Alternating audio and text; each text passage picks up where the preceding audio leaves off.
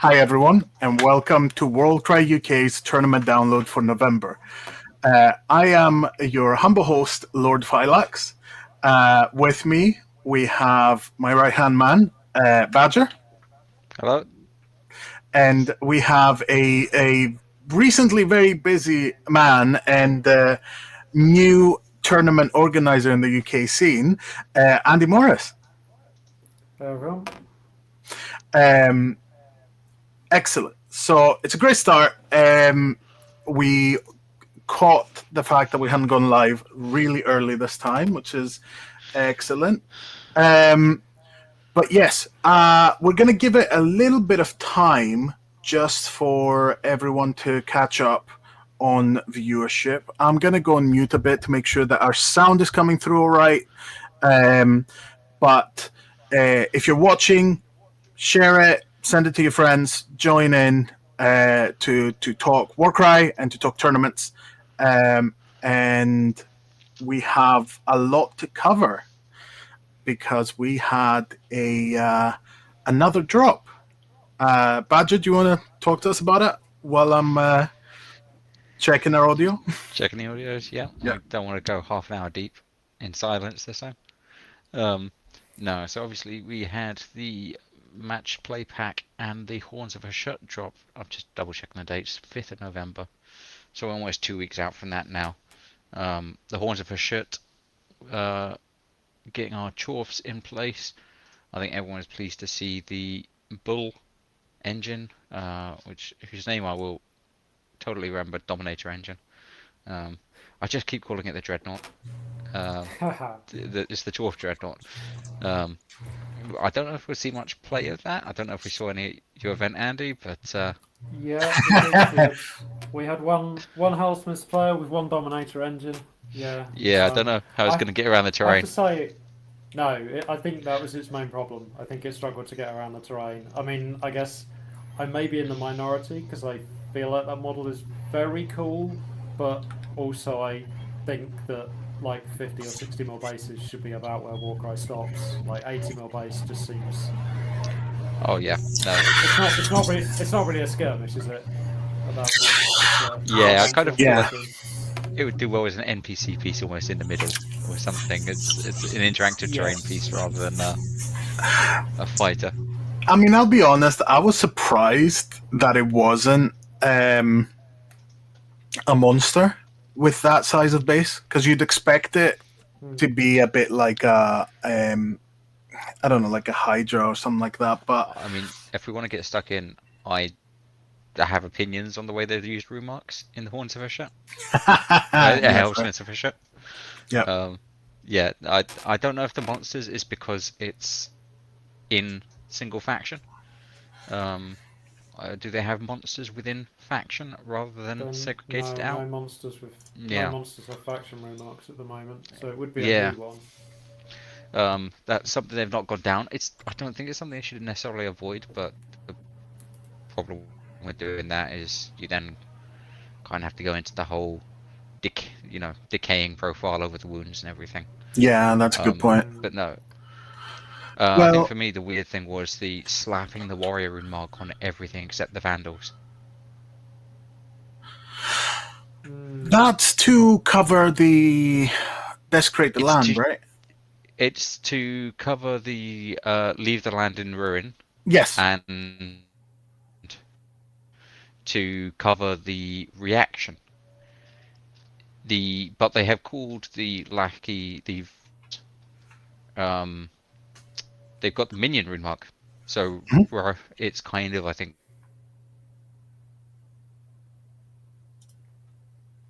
Oh, I think we lost Alex.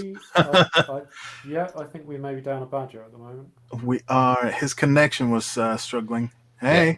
Hello, I'm back. Let me have words with my baby monitor. It's always about this time. It's always about past. Yeah. No, it's something about how it runs over the same bandwidth. Well, I mean, I know what's more important. Yeah, I'll just. And that's Warcry talk. Yeah. Let me just say, send this message. Please turn off the baby monitor. Well, to to put a little bit of Ask structure to this. D. No, don't throw me under the bus.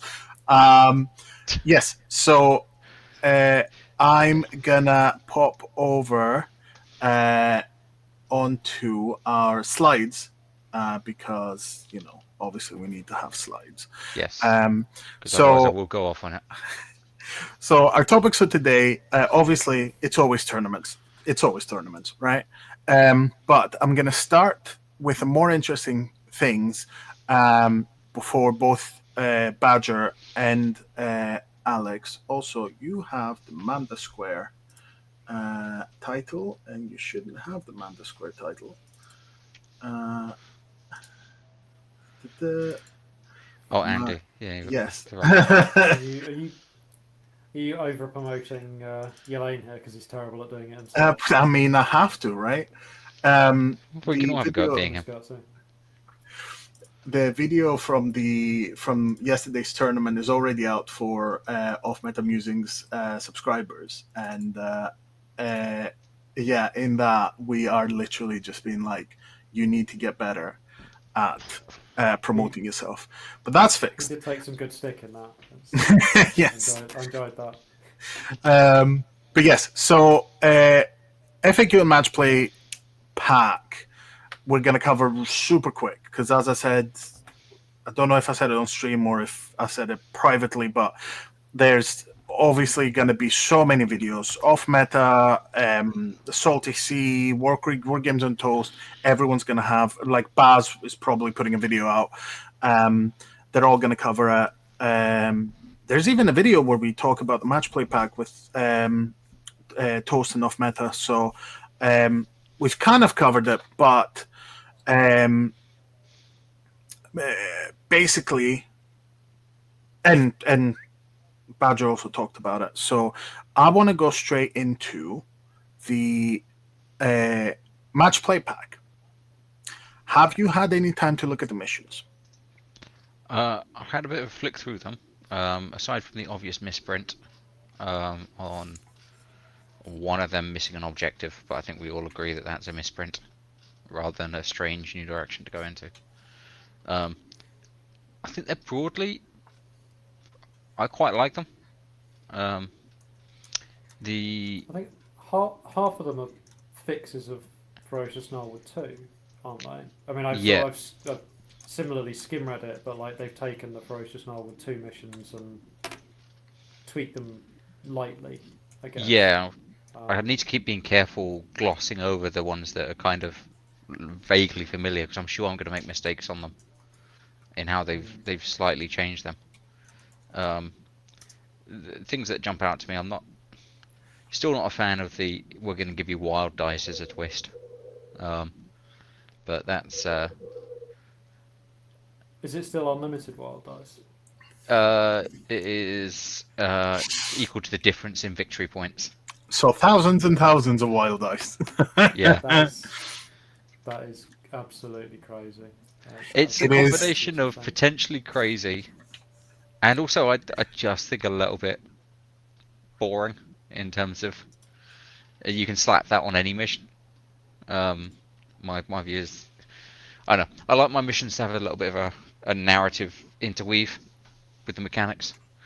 Well, I don't know there's kind of two things going on with it, isn't there? There's what you do in the mission itself, and then there's sort of how strong you make the catch-up mechanic that you put in, because that's all of these twists are some form of catch-up mechanic, right? It's mostly, yeah. Feedback loop to try to pull people back upwards again. Because I thought about this because I know there was a lot of to and fro about whether people liked the catch-up mechanics in the original pack. And when I was doing mine, I did put in single wild dice for the person who is losing in rounds 3 or 4, because I thought I can buy the idea of catch-up mechanics. Yeah. Some of the, firstly, I was big into standardization, so I didn't want a different catch-up mechanic per mission because that's fair. That seems crazy. And also giving people half a dozen wild dice, which is the sort of thing I've played before with a team that goes out the gates really early and you max the score out round 1 and round 2 and stuff, and your opponent's literally getting 4 wild dice per turn for half the rest of the battle. that's kind of crazy. But Yeah, and it yeah, is. I've had people remonstrate with me at length about how even one wild dice is too terrible. If they're No, watching, I'm sure they know who they are. But I think one yeah, wild is it's pretty fair. Um, I think particularly for a match play setting, as you say, I think that standardization. Yeah, I need to put on the match play head for this and take out the kind of the narrative instinct to go for something a bit more weird and wild. But yeah, like a single wild die isn't. I think the key for me is that you don't want a catch-up mechanic that will make you want to be slightly behind the opponent at the end of turn 1 or 2. which was definitely the case in the Ferocious Marvels pack. There was, I can't remember which mission it was, but the tactic generally appeared to be to lose the first round because then you got a double Ah, catch-up punch to. I actually have input on this. That was the mission where it was the quarters, and losing round one meant that you got to give your opponent one less action. I know this because I was caught out by one of. Oh, I'm trying to remember. It was Warhammer World. It was someone playing the chameleons. Yeah, Hudson Andrew. Oh, Hunters of yeah. Hunchy. I was mixed up with all of the HOHs. But yes, it was when I was playing my Mega Boss, and it was lose round one, give me the point, make sure that it's basically 1-0 for the rest of the game, give the Mega Boss -1 action, and then also bola the Mega Boss for another -1 action. So my Mega Boss did 3 actions the entire game, Yep. maybe Oh, 5. I Um, bet that sears itself into your memory, doesn't it? it It's still hurts. Yeah. I wake up in the night I in the bet. sweat, just being like, I just want to do an attack. And when I did an attack, it was one hit for 4 damage, and then nothing else. So excellent. But yes, so that's been changed. So one of the Excellent. little That's good. changes that they made was changing that to, I think, no actions or react. Sorry, no reactions or abilities, which is a little bit better. Um, Mm. Also, we have Scott Grahel in the chat, which I think was the gent that was playing Horns of Hashut yesterday. Hellsmiths of a Um, shirt or horns of a shirt. Hellsmiths. Hellsmiths, sorry. But yes, who said, apart from the Deathbringer and my miss rolls, I had no problem with the movement and usage of the Dominator engine. Which, fair. I did say it is an impressive piece, like the size. Mm. And if the Deathbringer hadn't killed it in the ability, because they had the showdown, it would have been curtains for it. So I'm really happy I rolled that 6. But not to distract. Yeah, that's brutal encounter, isn't it? That Yes. fighter cannot use abilities. It's that's not a bad one. I think I said there is that. I don't have the match play chops yet, I think, necessarily, to judge what is going to be ridiculously broken. But as far as a twist goes, that's definitely a lot more reasonable and doesn't. You have to be very sparing where you use taking away actions and also taking away abilities. Yeah. But I think taking away actions is such a painful one that you do need to be very sparing that you don't create multiple sources for that. I think it's, and yeah, particularly if it's something where you can get it for just being 1 victory point behind, you kind of have to look at it kind of in the context of what the rest of the mission is saying. I generally like the way they've designed them. I think we're having the chat on Discord about having the multiple paths is really cool. I kind of like the fact that they didn't. They're not. immediately structurally symmetrical.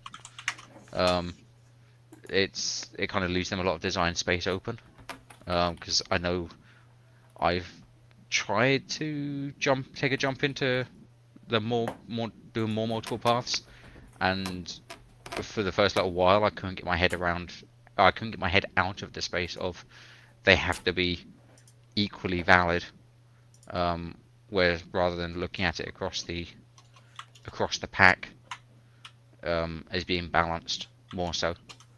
I think that's something you were saying, Andy, is that even when in the ones where you give the same max score available, they're not equally viable. Oh, we lost an Andy. Yeah. There you go. Sorry, you dropped in and out for a minute there. I missed that. But yeah, we were talking about the equal points thing, weren't we, and stuff like that. Yep. Yeah, I think it's that I don't think it's ever possible to create a mission that's gonna be completely balanced between the two elements, because there's so many different kinds of lists in so many different kinds of ways that it feels really difficult to ever generate a mission that is equally easy to score kill points versus sort of objective points or treasure points or whatever it is, because I don't know. I mean, I have a quarters mission. I'm still sure that the quarters mission favours the bigger team. Basically, any big fast team is going to do really well in quarters missions, and I don't quite know how you solve for that, because Well, no, I think the missing piece in that is that you can win an objective mission by killing, but you can't win a kill mission by having more pieces or like capturing objectives. So one double counts. So if you have a team that's good at killing, if it's good at spreading that damage out, then it's also going to be good in objectives.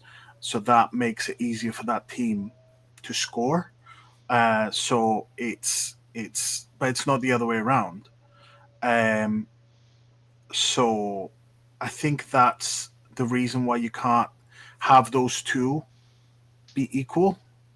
Um, but I think that what you I think did it depends a little bit how you score it, though. Mhm. Like, as in what you give your points for. So I suppose to take a counter example, if you take, I don't know. So if we take a classic ITAN kind of a list, right, a very fast list that runs around and can do some killing but not very much, and if you score a point per kill, say, that list can get a few kill points and completely shut its opponents out of the objective yeah. game for the entire game. Like, you could win every single point on the objectives all game and scrape out as well. Whereas the elite team is not going to be able, you're not going to be able to win the objective game against somebody that overmatches you on bodies. So whilst you might max out your kill points, again, you can still potentially lose because you both maxed out the things you're respectively good at, but the big list can kill one of your chaff at a point when you've activated out in that turn or something like that. Yeah. Yeah. And I can see that working different ways in different missions. Like, I think that's particularly true in the pack design that I've done, which is obviously this quite constrained equal number of points for everything, all that kind of stuff. Like, you can 100% max out the objectives and get a couple of kills, and you will do better than the elite player that absolutely maxes the kill objective but just gets shut out for the entire game because they just can't quite get to stuff. Like, if it's a res thing or something like that, they can kill loads and loads of bodies, get loads and loads of kill points, and still not win any of the objectives because things keep coming back and just blocking them off from objectives. It's quite hard to turn over objectives late game because getting two bodies onto a point at the end of the game when you're low on bodies, when you're stretched on board presence, stuff like that, that's not that easy to do, right? Like, a lot of the time you can abandon a backfield objective at the back end of the game because you know that there's just not enough board presence left to get to it anymore and stuff like that. Yeah, actually that is exactly what happened to me game one, because I lost all of my big pieces, and basically ended up having pretty much just the Reavers, which then made it incredibly difficult to do anything else with the rest of them. Mm. Um, but yeah, um, have you had any feedback on your pack yet? Because I think the missions that you picked, and I don't know if the changes were that drastic, but it. I don't know if it's because it's like the second time I've played it, but like there's some missions that I absolutely adore, like the first one with the three objectives. Um, Yep. I love that one, because there's a lot of mind games on where you want to be on subsequent rounds. Mm. Um, Yep. and then there's some like the Vile one, which I went in going, well, I'm probably not going to really like this. Um, Even though I am the only one from Wild Dice that absolutely adores treasure missions, and I keep getting a lot of flack for it, but I don't. I'm gonna still do it. I still love doing it. I Um, I also have a I love treasure missions. I love Um, treasure missions too, and I was gonna say I went into that. I went into that mission like expecting it not to be very fun, but it really surprised me how even though my list wasn't like a spam list, it wasn't a spam list. It wasn't a massive list, but I still had actions. I still was able to do things, um, and I still felt like I could score on the objective side of it. I'm wondering whether I should put it up so we can talk about it. I've literally just pulled up the pack on my other screen so I can have a little look. There we go. And Yeah. I mean that I did the cursed thing that of pillar keep one. It was definitely picked as the third mission for a reason because it's definitely the most complicated one in the pack that by Oh disruptive in a yes, ritual. reasonable way. here we go. Because it's trying to sort of pull around with stuff. Like I felt a bit like having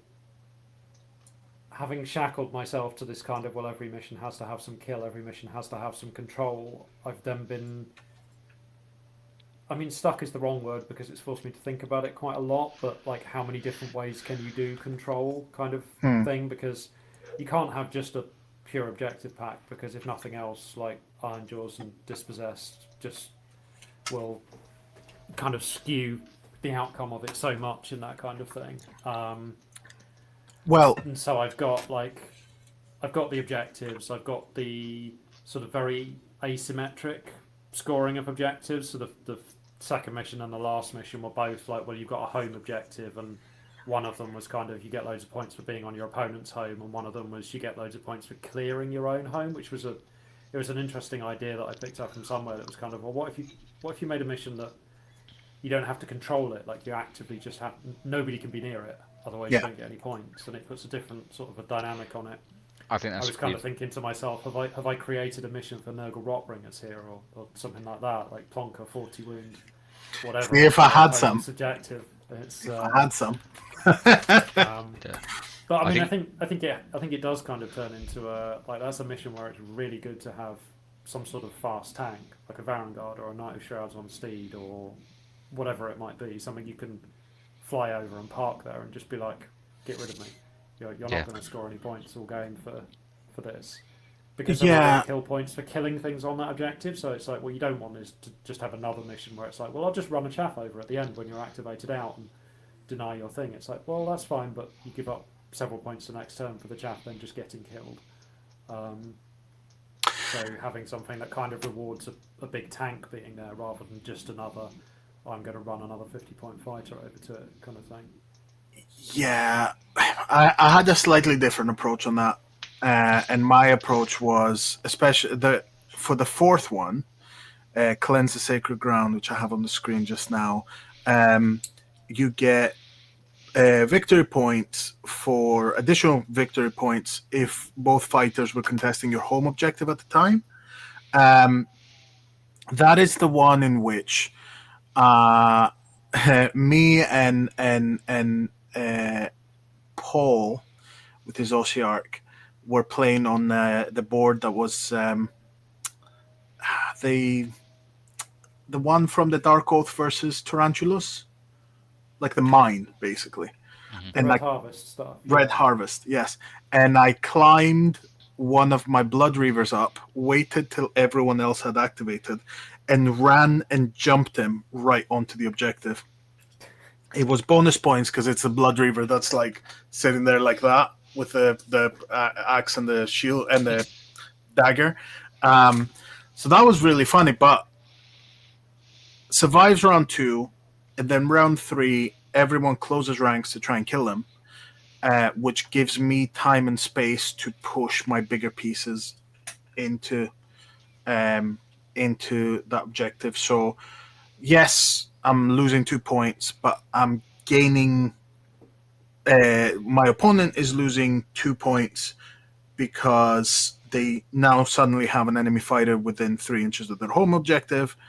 So it's taking them from this round to give them to them next round, Mm. but with the idea of round 3 and 4, you get Pushing to yeah, you the get to wall of be stuff where you need forward. to be. Yeah. Um, so yeah, there's that alternative if you don't have a big fast piece in your whole movement for. Also, we've got Alex in the chat. Um, Long run hobbies. Hello, hello. Hello. Good to see you.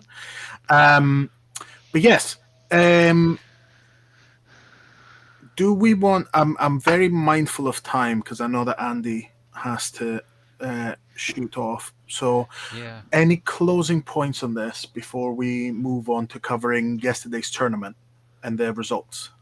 Closing on the match play pack, are we? Which Match play we kind of wanted, and didn't this we? pack as Yeah. well. Yeah. I was gonna say on the 2 points. I think my first reading on your missions when we were having that discussion, Andy, I committed the sin of forgetting the catch up. Um, again. Uh, Almost everybody does. I know. Which, Um, but I actually, I, Oh, yeah. there we go. sorry, lost you for a bit there. Um, was that me being lost or is that Andy being No, lost? no, that was Andy. I Okay, okay. so you dropped. I saw you stay, Demetrius, and Alex disappear. But So there's I something don't know. between our two connections, our side of the triangle. Yeah, there's Is definitely something going weird, isn't there? yeah. Yeah. No, I was gonna say I actually um I think the reason the what was the one in the other in the match play pack I'm not a massive fan of, and it might be because every pack has got its own in the official match play. The fact that every mission has its own twist, it's hard to make Mm. them all feel equivalent and flavorful.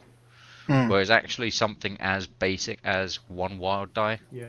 on 3 to 4 has got that sort of um, simplicity where if it was always present in a match play pack, you would kind of just get used to it as part of the system, if that makes sense. yeah. It's that right level Yeah. of not massively. It's not you don't give it undue weight, um, but it's just a nice little boost to keep people in it. And as you said in rounds 3 and 4, yeah, it's that less not being able to get it in round 2. I think was a very smart choice. Um, Well, the way the pack's set up is you can't score in round one at all, so you you don't have can't a get it winner in or 2. loser going into round two. That's true So actually. Yeah.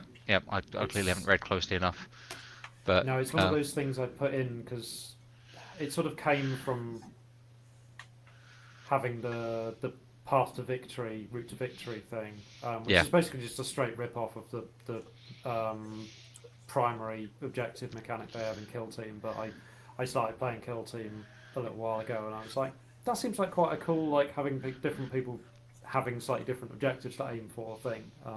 yeah, I thought was quite nice. But then having done that, I was kind of like, you can almost always score objectives on turn one. You can't. You can rarely score kills on turn one in a lot of Warcry missions unless you're bringing some sort of offensive piece of artillery like a Slan or a Rat Ogre or something that in the old world was very good at rampaging straight across the table and deleting something. oh That my, kind of thing. And I was kind of like, I don't really want to build a pack that incentivizes everyone to just bring along artillery to try to get the round one kill, and I don't want the route to victory to be pointless because everyone's going to pick the objectives because you can score those in round one, so it's just structurally easier. Yeah. So I was kind of like, well, we're just only scoring round two onwards then. No, that does make Kind of sense. fix it like that. But I do think actually, even if you had been scoring round one, I'd be tempted to keep the twist on just threes and fours, because my brain's just going like, you can then put in a narrative pack where you want to change up the twist between each mission. You can put more impactful ones on, and you're not incentivized to tank round one, because it's a lot harder to catch up having lost 2 rounds than it is to. Yeah, it gives you a bit more of a better feel for how the game as a whole is going to go. Like it's Yeah. I guess it's more predictive what the outcome after round two is as to who needs help, whereas the outcome after round one, the end of the game, is still 100% in play at that point. Yeah, and it can be a bit too gamey because, as you say, it's hard to get kills in round one. So you kind of, it's just a placement game to put yourself exactly 1 point behind in a lot of cases. Yeah. Whereas if you, like, by the time you get to the start of round 3, you're already like, the end game is in sight. You kind of, if you're not moving towards the victory, then you're going to struggle. So just to jump in to say long run hobbies in chat. So Disrupt the Ritual ended up being possibly my favorite mission of the pack, despite initial misgivings. 100% would play again. It's much more straightforward than you think when you're actually rolling dice, which is exactly my my view of it as well. I think being able to give vials to your opponent and then give vial, kill, get extra points, get treasure as well is an excellent. I mean, I was playing Cord, but I think it's an excellent way to turn it around on someone just swarming an objective. I think it's a fair point not to be afraid of complexity because, firstly, I love reading design notes, and I don't put them in my own missions for some reason, even though I complain that most official Warcry materials would be better if we just had the design notes alongside it. So I need to stop being a hypocrite on that. I think the design notes really help to understand things that appear complex, but also having now seen people play my missions in a couple of events, I realise I can't always predict what people are going to get caught out on. I've seen, I think, 3 different tables next to each other play my simplest kill mission, all scoring differently, because I'm like looking at it and going, oh, you're all doing maths differently, because I had kind of assumed it would be based on the same scoring as one of the official missions. No, that's the you're talking about the is 0 less than is 1 more than twice the amount of 0. There was that as well. Which but there was mathematically also, yes. It was logically. It was also the bit that I didn't explicitly say reset the tally to 0 at the end of the round. Squared counting the blood tally. That wasn't yours. That wasn't on you. But there's lots of these little things where I'm like, oh cool, a kill mission. That'll be a simple write-up. I can put all the complexity on my treasure mission. So yeah, it's seeing something like this where you look at it and go, damn, that's complicated. Just from the deployment map alone, you look at it and go, I need to carefully read this. And once you get into it, it's like, okay, this flows in play. I wanted to make a pretty pentagon, so the objectives make a pretty pentagon, and then after that it was just trying to work out where deployments need to go so that they were all sort of vaguely accessible to all the things and stuff like that. But I'm so glad you did. It was kind of I've been playing with pentagons and going, I don't know how, trying to get the trigonometry on it. So, Andy, having made this pack, and then also having run the tournament, how did you feel about its performance? How did you feel about the event? What was the experience?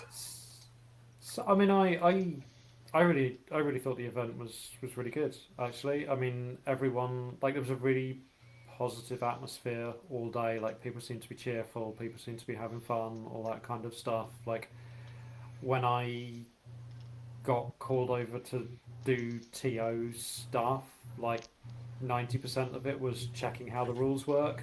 Once or twice there was a kind of we don't really know whether this thing is in or out of this measurement.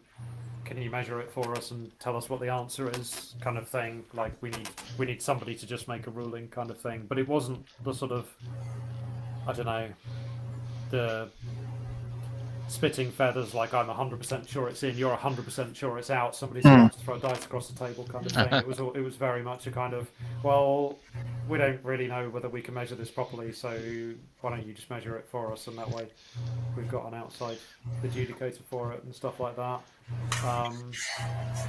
It was really good to see a lot of fairly new faces there who all seemed to be quite happy at the end and seemed to be talking like they'd come back at the end and things like that, which is good because it implies that actually people were having fun despite not being at the top of the podium, despite probably at some point during the day getting a reasonable amount of their list taken off the table quite quickly and stuff like that. So, I mean, everybody seemed really really happy, really positive about that. So, yeah, I was really pleased with that. I think the pack went well. I would stick with it. Like I think that if I run more stuff, I will probably iterate and add new missions to it every now and again and stuff like that to add a bit more stuff into it. But the kind of basic framework works of the constrained scoring and having the single catch up and all of that kind of stuff. Like I think there's an advantage there to just playing that a bit more often because there's a bunch of overhead there that people won't necessarily have seen before in other Warcry packs, but once you've played, I don't know, what's it going to be? Like 50% of learning about how weird the pack is comes in the first mission, and then 30% in the second mission, and by the time you get to the fourth mission, then like obviously the scoring works like this because that's just how it always works, and then people get to their second event and that structure is just a thing that this pack does and stuff like that. So I'll probably keep looking to add new missions into it. So like the last mission this time was completely new. I wouldn't mind having another one where all three deployments are on the board round one because it gives such a nice easy way for a 4-round tournament to be like hammer on second, dagger on second, shield on second, Yes. on, and then you kind of got first order deployment balance is just kind of sorted, which means that for people who don't want to sweat all the second order details, you can just be like, well, why don't I put about 300 odd points in each deployment group and this will probably work. And a lot of it, even the round 2 deployments, should be in reasonably interesting places. Like there are no round 2 corner deployments miles away from the action and stuff like that. So yeah, I feel like that structure worked. I think the one thing that I've had a bit of chat on Discord about today is that third mission and whether you should only be able to tap each objective once or whether a unit should only be able to tap it once, because in theory, I didn't really think about this at the time. I think, actually, I'll be honest, I think I thought I'd restricted units from doing it more than once, but it turns out that that's a figment of my imagination and there is no such rule anywhere in the mission. But there is the option out there where a big unit can might extract a vial with its first action, extract a vial with its second action, and they use a double to extract a vial as a free bonus action. And then it's taken through, that's 3 victory points locked in just like that. And yeah, sure, there's treasures scattered all over the floor at that point, but it's also 3 victory points, right? So there's a risk reward because somebody else could come in and scoop up 2 of the treasures that are lying on the ground and undo half of that hard work and things like that. But it's a kind of, is it tilting the reward a bit too much towards the reward? Yeah, like, and then would it add a bit more nuance into that? We did also map out that actually you'll like this one because Phylax, I know you're a big fan of Inspiring Presence, but the mine, mine, inspire presence, mine, mine double combination to get Yeah, 5 of the treasures out before your opponent can yeah, even yeah, yeah. activate it is probably broken. So I think they Uh, probably need to anything adjust and something to do yeah, that. I mean anything that has like the I'm thinking of the corn bespoke. That would have an Yes, excellent time because it's this got is the it clause on of Karanak those. missions, Yeah. isn't it? Yeah. But I was gonna And I say mean too. that was what Itan did with the Skinnerkin, I think as Yes, well, because they've got the chain activation, so he was able to do a lot of treasures very quickly with that. but you would have to do it with the leader. You're restricted because you can't do. I mean, it's the same with the clause of Karanak, but you have to do it with the leader going into another model that is not chaff because it needs to be over 85 points so they can do the two. Hmm. Um, and then potentially three, if you have a double and another double. But um, I wanted to touch on a couple of really nice touches. The round four, everything deploys on the board. Excellent. No notes. Loved it. There's nothing better than setting all of your guys on your side, your opponent setting all of their guys on the other side, and going, I'm on then. um, Also, your little scoreboard um, papers The that you had, printouts. the Yeah. printouts, excellent. Everything was there. The first time I've done something similar was a narrative at Tabletop Scotland, and I loved it. It was so good to know that you were giving something to your players that they can just follow and not forget anything. Everything's on the paper. Um, I, that was I excellent. think I think if Alex is still listening, this was mercilessly ripped off from Alex, who did this when we used that pack in Southampton. The only thing I really added to it was a reminder to do the catch up at the Yes, end of rounds 2 and 3, that and was incredibly useful. obviously printing out all of the new abilities because. My God, that FAQ dropped at a slightly awkward time for list Yeah, finalisation and lock in and stuff like that. So, I don't know if I've ever um, said it on stream, but I say it a lot in chats with people about um, homebrewing and game design stuff. Is that you can't make a bad game good with good organization. You can always make a good game bad by badly organizing it. And I mm, think that applies to mission design. That if you uh, beyond just the mechanics, putting in the scoring cards and stuff, um, they really elevate and just help good missions and things shine through by taking unnecessary cognitive load off. Um, yeah, I think it's a really good trick. As you said, we've done it in narratives. Definitely something I'd like to do more in match play packs. Um, I think that's a very good point on the narrative, on the sorry, cognitive load, because Warcry is not a game that people expect to have to deal with a lot of cognitive load. So the better you can make it for them, the more players you're gonna have. Also, long run in chat takes 100% credit for that. So there you go. But yeah, excellent. Right, I am can I just aware that we're yes. one other bit of respect? I'm going to throw at Andy here. It's just twigged to me as you were talking through it all. The reason you managed to get the pentagonal treasures to work is because you went for linear symmetry rather than diagonal symmetry.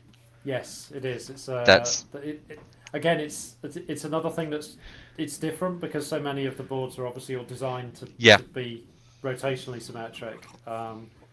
I feel at some point like I might have a go at putting the pentagon the other way around and having like deployments along the short edges of the board and see how yeah, that. I think you'd have to bring them in a little bit because otherwise, like a move 3 fighter's going to spend half the game getting to the middle of the board. But yeah. I mean, this I'm is sort of that's one of the ideas I have in my head of trying to take that sort of that pentagon shape and that sort of yeah simple linear symmetry kind of thing and sort of doing something else useful with that idea yeah, as it's really well. good to see that. It's one of those ones that just kind of it it starts a ball rolling in my head where I go, oh, this is a lever that I haven't thought to pull before of changing the symmetry method in Mm. deployment maps, and what that's going to do. Similar, I know you're talking about like the order of deployments. I actually really like that GW match play pack is asymmetrical in that sense, that half of the round 2 deployments are shield. I Oh, is think, it still because the original 6, the Ferocious Gnarlwood ones, were very much skewed towards shield being yeah, a terrible. Like shield was always the weakest deployment, and it needed to be a fast deployment because its round twos were all in the corners and stuff like that. yeah, I don't think they're as bad in terms of being in the corners, but they are in terms of being round 2s. Okay. So I've not had the time to sit down and do the full analysis of the place, and I don't know if it ends up being a significantly inferior deployment, if it's just too far at the action. I was just looking at the timings that I don't think inherently skewing towards one deployment group is a problem, as long as it's kind of for a purpose. But it's one of those things that, kind of as you were saying about the method of scoring, is I think particularly when you're a TO running your particular style, you can start to build this event is running this sort of mission pack. People can expect to Yeah. do this, so people find the events that suit them in that respect. That if I wanted to, yeah, I think I could probably make a fun little pack that does skew to one deployment group coming in first and one coming in second in a way that isn't just dumping them into the middle of nowhere. I think, And I think some of it's about communicating as well, isn't it? Because particularly if you've got a bunch yeah, of newer players in there, if you're going to run a pack that has, I mean, if it has really, really obvious skew, you'd hopefully pick it out. But I guess some people. we lost. But Yeah. when it be second order skew or something like that, almost, then it's maybe the sort of thing where you kind of, I maybe be tempted to put a note in saying, well, say, Yeah, guys, this pack is skewed towards this thing because Yeah. I don't know. What you don't want is for somebody to bring their prized, I don't know, 200-300 point slow foot slogging whatever, and then find that it doesn't get to play the game because they put it in the wrong deployment. And Yeah. it's where the designer notes end up being stuff like really that. helpful. It's part of why when we did LGT, I was telling everyone that this is a heavy kill skew. This is gonna be full of monsters. This is gonna be nasty. Also, Odontogenic set in the chat. Is there somewhere I can get a copy of the missions? Would love to try them. I've pointed them to the Warcries in the West Eventbrite page, but I was gonna say the full pack. I think it's more than 4 missions because of the Yeah, Storm in the I'm up South to- had more. I've got 7 altogether now, so Okay. I need to write it back into a sort of a non-event specific mission pack again at some point, and I'll share it Okay. once I've done that. But yeah, at the moment, yeah, the Warcries in the West page has got the 4 of them that we ran on that day, and Excellent. yeah, there are 3 others which at some point I will wrap the whole lot together and Yeah. stick it on Google Drive somewhere, and then spam Excellent. the Yeah, stuff a bit, I was gonna say locations for it and stuff. So both of Meta has like keeps like a page with like mission packs and things like that, but also I will put it on WorldCry, WorldCry.uk. I'm gonna make a new page that's We're, gonna have all of the packs. we're making a resources tab, Yay! and it's going to go on there. Excellent. We have been discussing that. So. Right. So I was gonna say I can very quickly take us through the results from Warcries in the West, and then we can let Andy leave a little bit later than we discussed. But yeah, no, that's fine. That's fine. it was yesterday at Bristol, UK. 4 missions, 22 players, and a custom pack. And we had no 4-0s, which I thought was excellent. That was real surprising.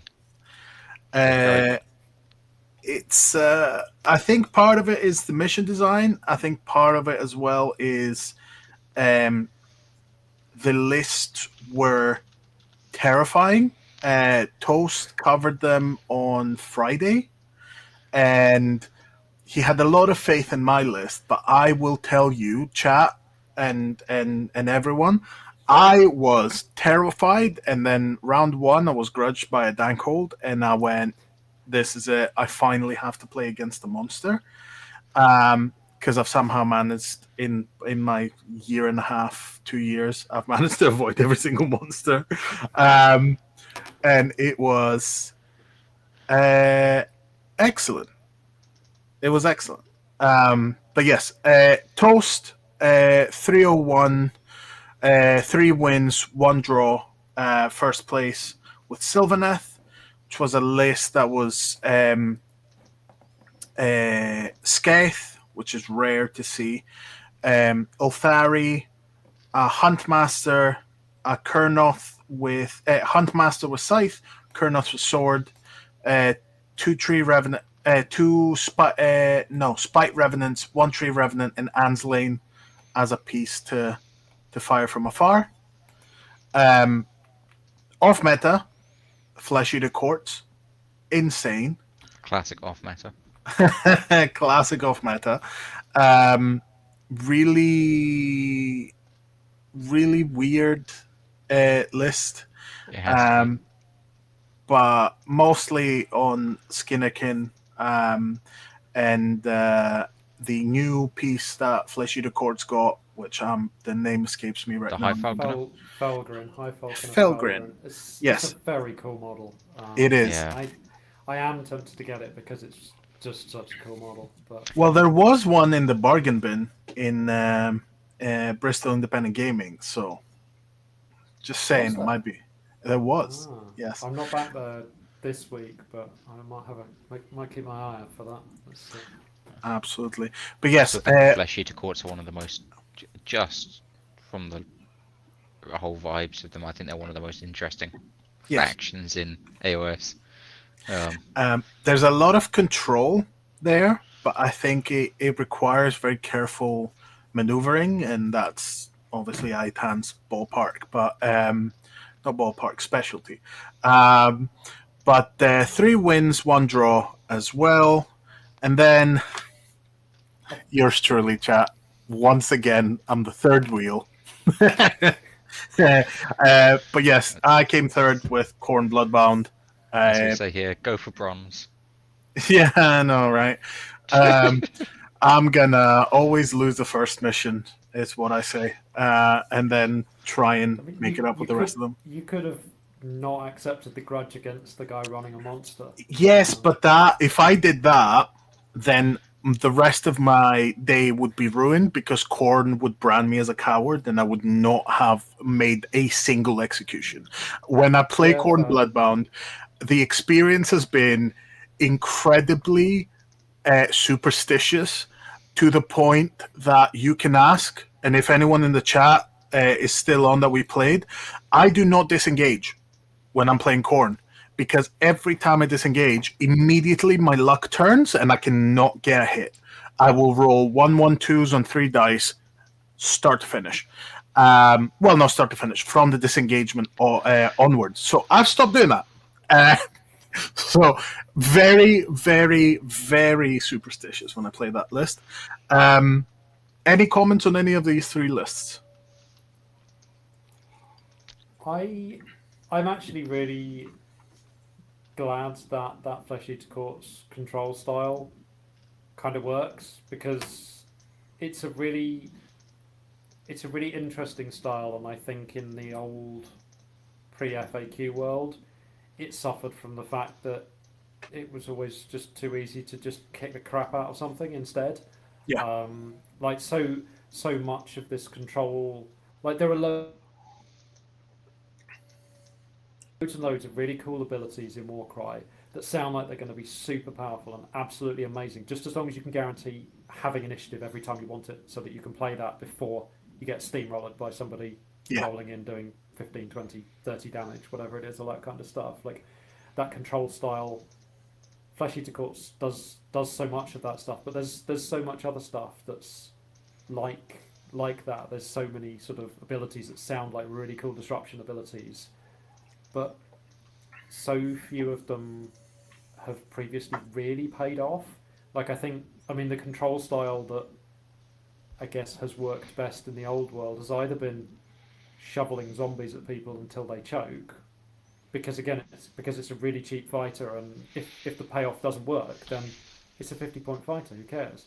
And the same is mostly true with netters as well. Most netters are dirt cheap, and so if your play doesn't come off to net something, then well, that was bad, but it's not as bad as bringing like a 200-point fighter that doesn't get to do its shtick because you don't win initiative at the right time, and the key piece you need to do something with just goes and does its other stuff instead, and all that kind of stuff. So I think if this change means that we get more control weirdness coming through and stuff like that, I think that will be really cool.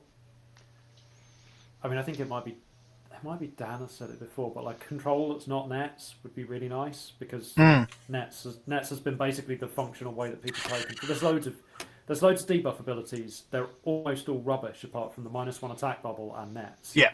And well, being able to have more of those that work and that you can do cool stuff with and things like that, I think will be really nice. It will add a really new lens on. 100% agree, but I will say another one that is really slept on, and I'm not saying this because I played it, but pulls and pushes are excellent, because the ability to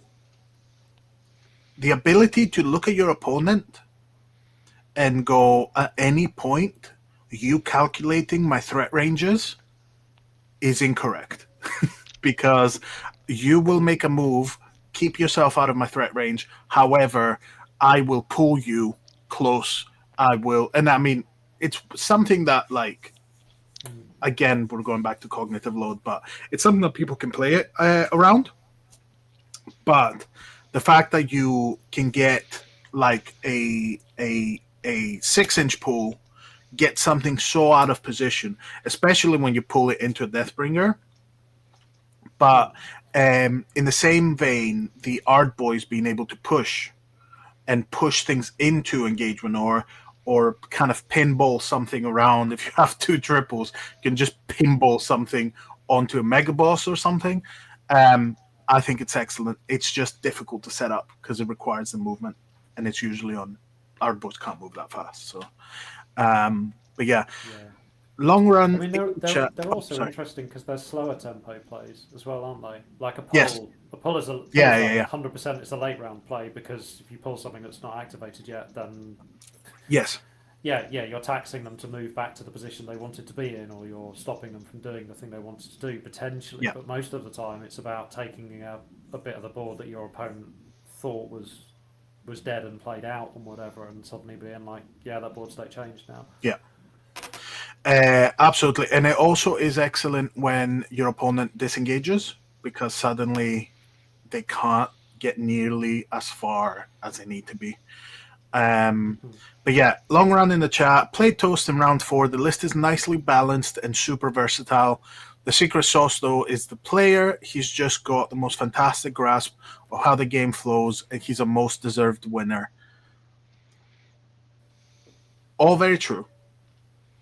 However, But he's won too many events. We need to not, like, I don't want Toast. I don't want this going to his head even more than it has. But no, it's an excellent list. I've been playing a similar list with Sylvaneth, and I've been incredibly impressed by going into games that I really didn't think I would win, and having several teleports coming clutch, despite Revenant being able to net things relatively cheap for a double if it works, etc. Like it's got a lot of answers to a lot of problems, and he did mention it yesterday on the video that none of his pieces died the entire game, which I think is a ridiculous flex. But it shows you that, yes, lethality has come down, because in the past, at least someone would have gotten a rampage, and at least someone would have killed something, but more Surely difficult that now. can't be. Surely that can't be right. Surely that wood chipping machine that is Alex's Vanguard list must have sniped something. Well, I was surprised. I mean, we have Alex in the chat. Like, did you kill any of his pieces, or was he just talking rubbish? I was gonna say there's got to be some clarity required on that because his opponents have kill points logged against him. Okay, So I do remember him saying that, so that's really interesting. I think He had 3 models left. Yeah. Okay. Right. My bad, chat. My bad. yeah. Fact checked right now. Oh my god! I need to. We need to put a little explainer on that video. That This man is misinformation. This man is lying. He goes on the internet and just lies about his opponents. Right. Excellent. Okay. I feel a lot better now. I was like, how? When I played that Silver Netherlist, barely anything survives because you just throw literally wood to the wood chipper. But anyways, yes. So speaking of long run, one favorite player as well, and it was neck and neck. I managed to, by bribing the TO, pull ahead of Charlie Bitter Lake and his wonderfully painted Slaneshi warband and get best warband, best painted. But yes, and that's what happens when I have time in my hands. So it's a note for the future. But yeah, anyone in the chat? Any other comments about this? Any questions for our wonderful guest, Andy?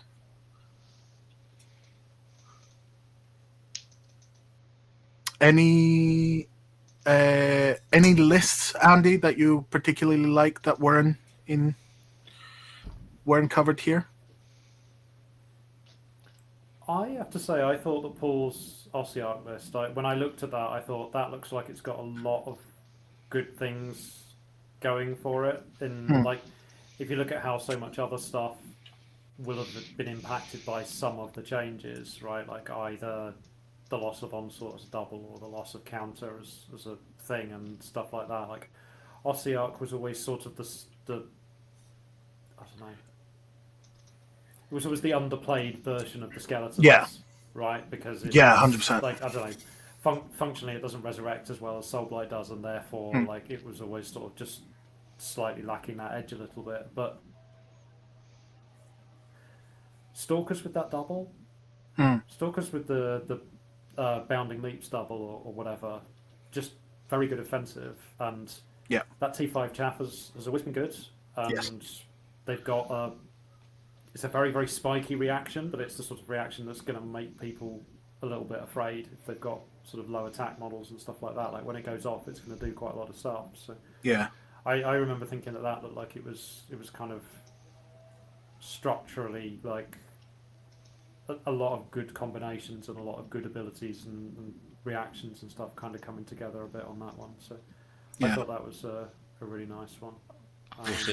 Just and I mean, I love the Hydra double slam list. Just I was literally that's what I was jumping in to say.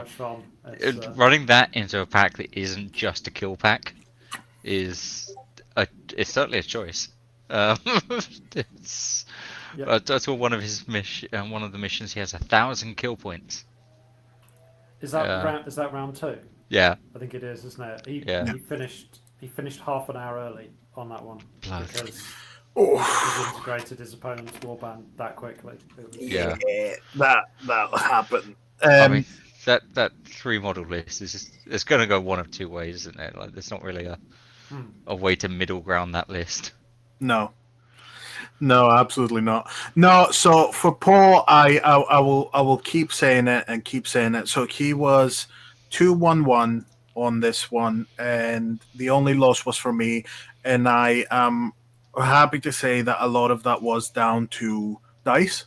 I was getting all the resources that I needed, and he was getting little to no traction. It was all 4 singles, double for most of it, and it is difficult if you don't have the resources to make those stalkers do work. And the terrain also created these natural choke points, which meant that there wasn't a lot of opportunity to flank and get the Blood Reavers. But I will always be happy to say how being a TO is really nice, because you can see people like move through events and like improve and really find what they like in a warband. And it was really nice to see Paul try something new, but like still he's carrying all of the knowledge. And that's across the board. Like the games are getting more and more difficult. So it is scary. Like in future events, I would not be surprised to start seeing some 2-2s, maybe some 1-3s from some of the usual suspects, because all he needs is a little bit of bad luck and getting like the wrong matchup, and that's it. But just to say as well, Scott in the chat, big thanks for organizing the whole event. To Andy, and Long Run is asking, when's your next tournament going to be, Andy? It's great because that means that I don't have to ask it. Well, it's a good question. I mean, I need to find out what the schedules for the other prolific tournament organisers, like, I don't know, say yourselves or Long Run, are, because we wouldn't want to try and clash. But yeah, I'll probably do another one. I would guess some point over the winter, maybe. Sort of, I don't know, Marchish kind of time, maybe.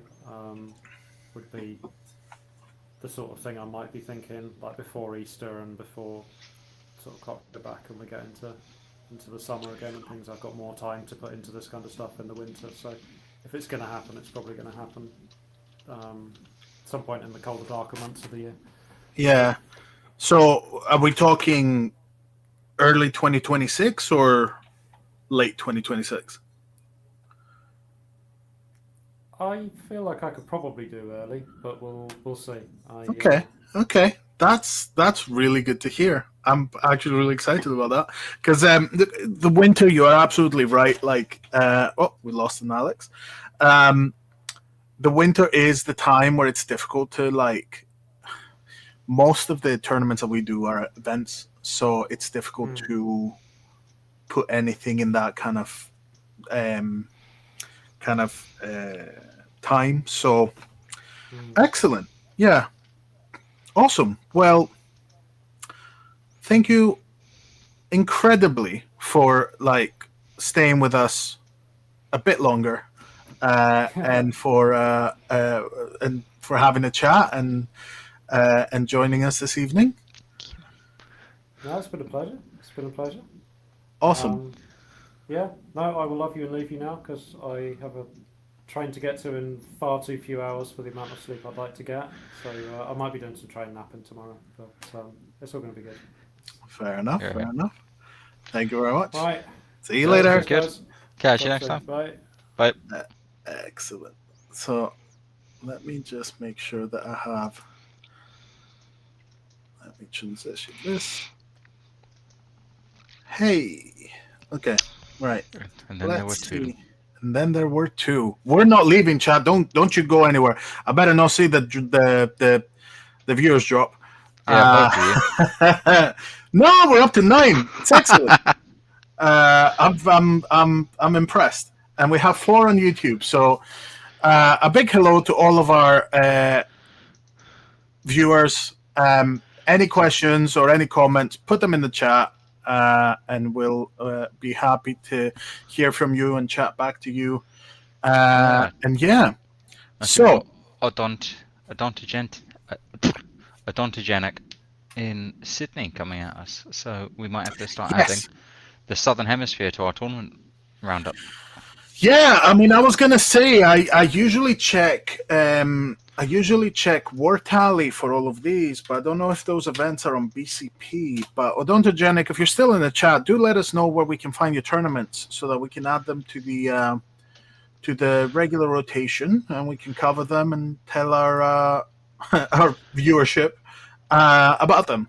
Yeah, Um, and yes, please. harvest the lists for the content Oh bags. yes, yeah, absolutely. So yeah, if you're on BCP, I mean, feel free to message us privately if you want, or in the chat. But we are already at 10:30, so Yeah, I'm going to let's whiz through a few. try and speedrun it. So we're not going to talk about the Hellsmiths because again, a lot of people have. Um, for me, it seems like really good design. They seem to have come in with the knowledge that the game was going to be less um, lethal. However, it's not less lethal for them because I played Hellsmith's list yesterday, killed the Dominator engine round 2, and still almost lost all of my heroes to just the regular cohort. Yep. Um, so the demonic power points upgrade is a dangerous. It can turn like even the lowly cohorts into pretty murderous machines. Yeah. Um, No, it is good to see the kind of more fleshed out battle traits. mm, It does mean that if you're a Hellsmiths player, it's a large hurdle to jump for an ally to be worthwhile. Um, yeah. so I kind of wonder whether I don't know. I'm thinking about what that Well, means for the future of it. But yeah. I mean, lore wise, they are meant to be quite isolationist. So I yes, kind of like that the design is kind of following the insular. lore. Um, Yeah.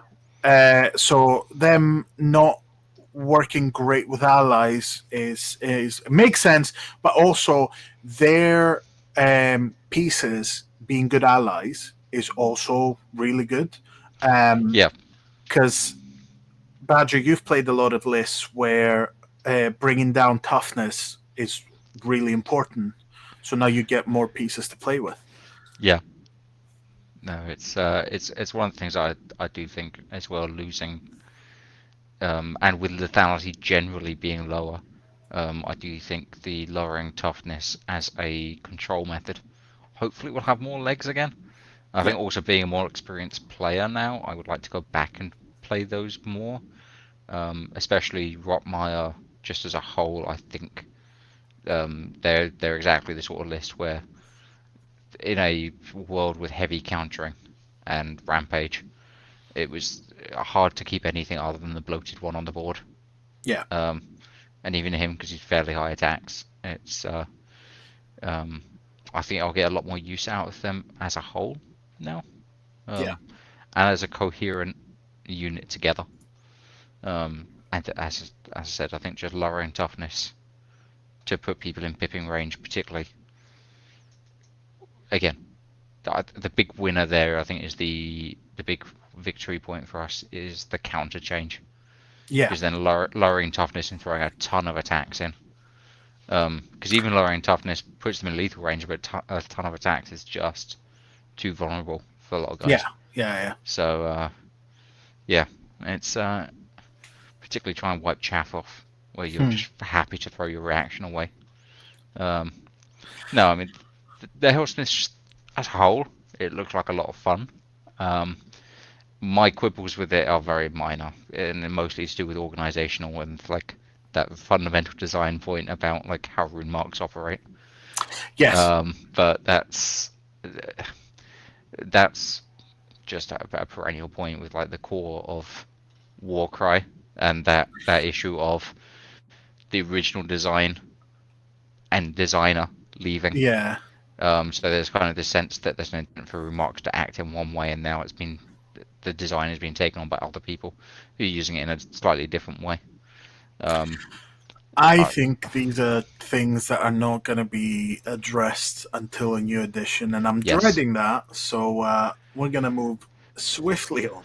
One point I'll say though, the where this is specific, I'll specifically call it out as an actual gameplay issue Mhm. potentially, or a future of the faction issue, is the fact that the reaction specifies Hobgrot Vandal rather than minion, even though they're the only minion in the list. Okay, that's a little bit of future proofing. It means that well, the fact that they haven't written minion means that they can't dump more Hobgrot variants in the list to benefit from the reaction. Yeah. I think if they put minion rune mark instead of Hobgrot Vandal, we could. It just Yeah, gives them a little bit more space to play with. you wouldn't be able to use. Yeah, no, you would, but that makes sense for locking it down just to the Vandals. Yeah, but I see what you mean. if you Yeah, they could use the minion rune mark to add more things that work with it and still narratively fit within yeah. the faction, even just different versions of the Hobgrots. So I think we could see that being errated to slightly different wording If to it's be needed, yeah, I can see that. if they. What this tells me is that they're not expecting to put more mooks in Yes. this edition. Yeah. But it's that's just me reading tea leaves. I think that's a sensible. I think that's a sensible point to make. Yeah. But yeah, awesome. Okay, so we're gonna move on to tournament coverage. So I do apologize. We're gonna go through these a little bit faster than usual, but we've got Tagor Orc One by Juan Luis Guayatan, who we met at UK Games Expo, which is a quite a trip to make to play some Warcry. But yes, it was at Las Palmas, Gran Canaria. It was 3 missions, 8 players, and it was missions below. And the TO also won it, which usually is the case because we are the most into the game. But it was an excellent Royal Beast Slayers list that went 3-0, which is let me open it on the side. It was, if I'm not mistaken, it's the leader, the Lord Vitriolic, and 8 trackers, which is, there we go. Okay.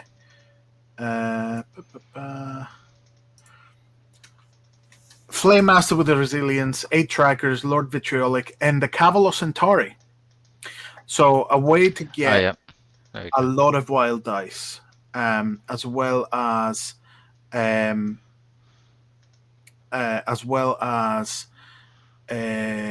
Lord Vitriolic for res, and then the trackers and the Flame Master so that you can execute on the kill. Zelser on YouTube mentions that the Hobgrot in Blood of the Bull has a minion rune mark but can't be used for the reaction because of the Hobgrot Vandal working on reaction. So that's already really interesting. And is exactly what you were talking about. Yeah, it's. I don't see why they did it that way. It's again, it's where it feels very focused, in a way that I would.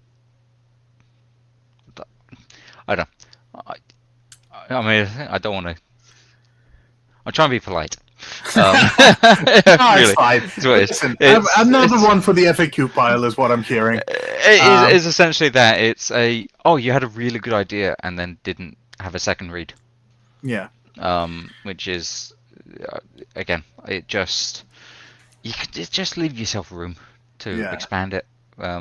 Like the room marks while you're using them, use them right. Fair. Melee.gg. Oh, yes.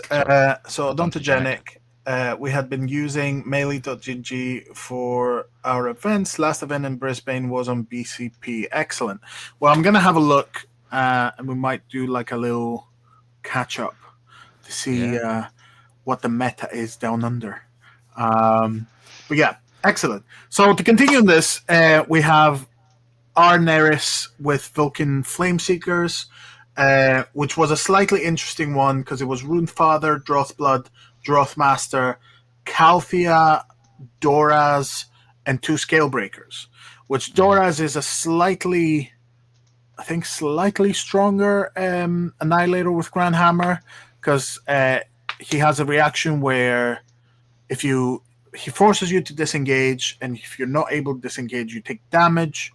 So that's an excellent way to like corner a piece and do some reliable damage on top of attacks. And Calthea is excellent for moving pieces across the board, additional attacks, etc., etc. Yeah. The really impressive one, because that one went 2-1, but the really impressive one for me is Guile with Iron Golems going 2-1 with pretty much a one box, removing box the Legionaries with a True Blood. and replacing them with a True Blood. Which to Yeah. me, you take Iron Golems and you take the Hardy Chaff is excellent. It's a very brave move, and it obviously paid off. And What's this? my Yeah, heart and always it's- warms when I see Iron Golems, Yeah, and his loss was into the Royal Beast players. So which makes sense. Yeah, because unfortunately, because it's too many trackers to be able to clear otherwise. But yeah, awesome. So moving on, Fury of the Arena 2 by James O. It was in the US, but I couldn't really find out exactly where. It was 3 rounds and seven players. The missions were down as trapped scouts, but I couldn't find any more information on it. But James O, again, Slaves to Darkness, 3-0, taking the top place.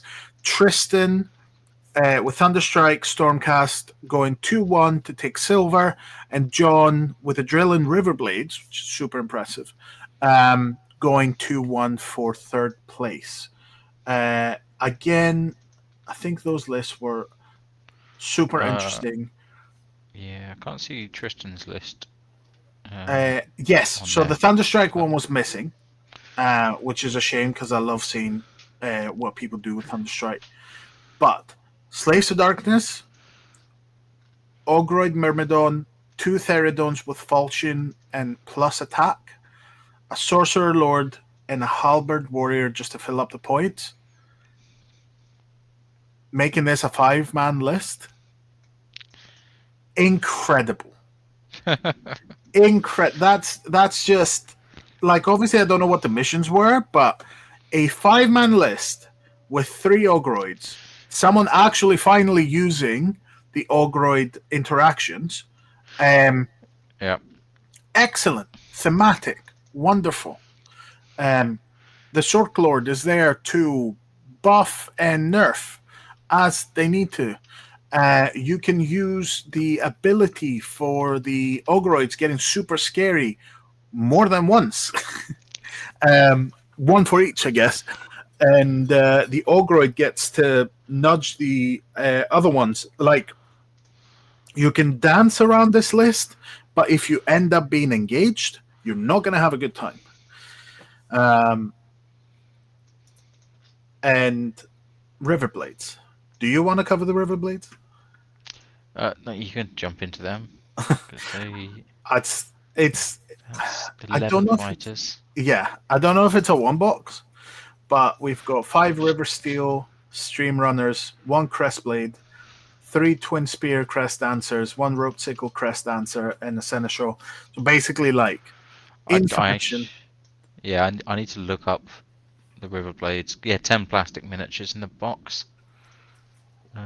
So I think it's just working down to. I don't know Riverblades that well, to be honest, but I am always surprised when I see elves do well. Yeah. Um, And so most of my Riverblades exposure has been just seeing ITANs, yes, which are kit bash from the Amazons from Blood Bowl.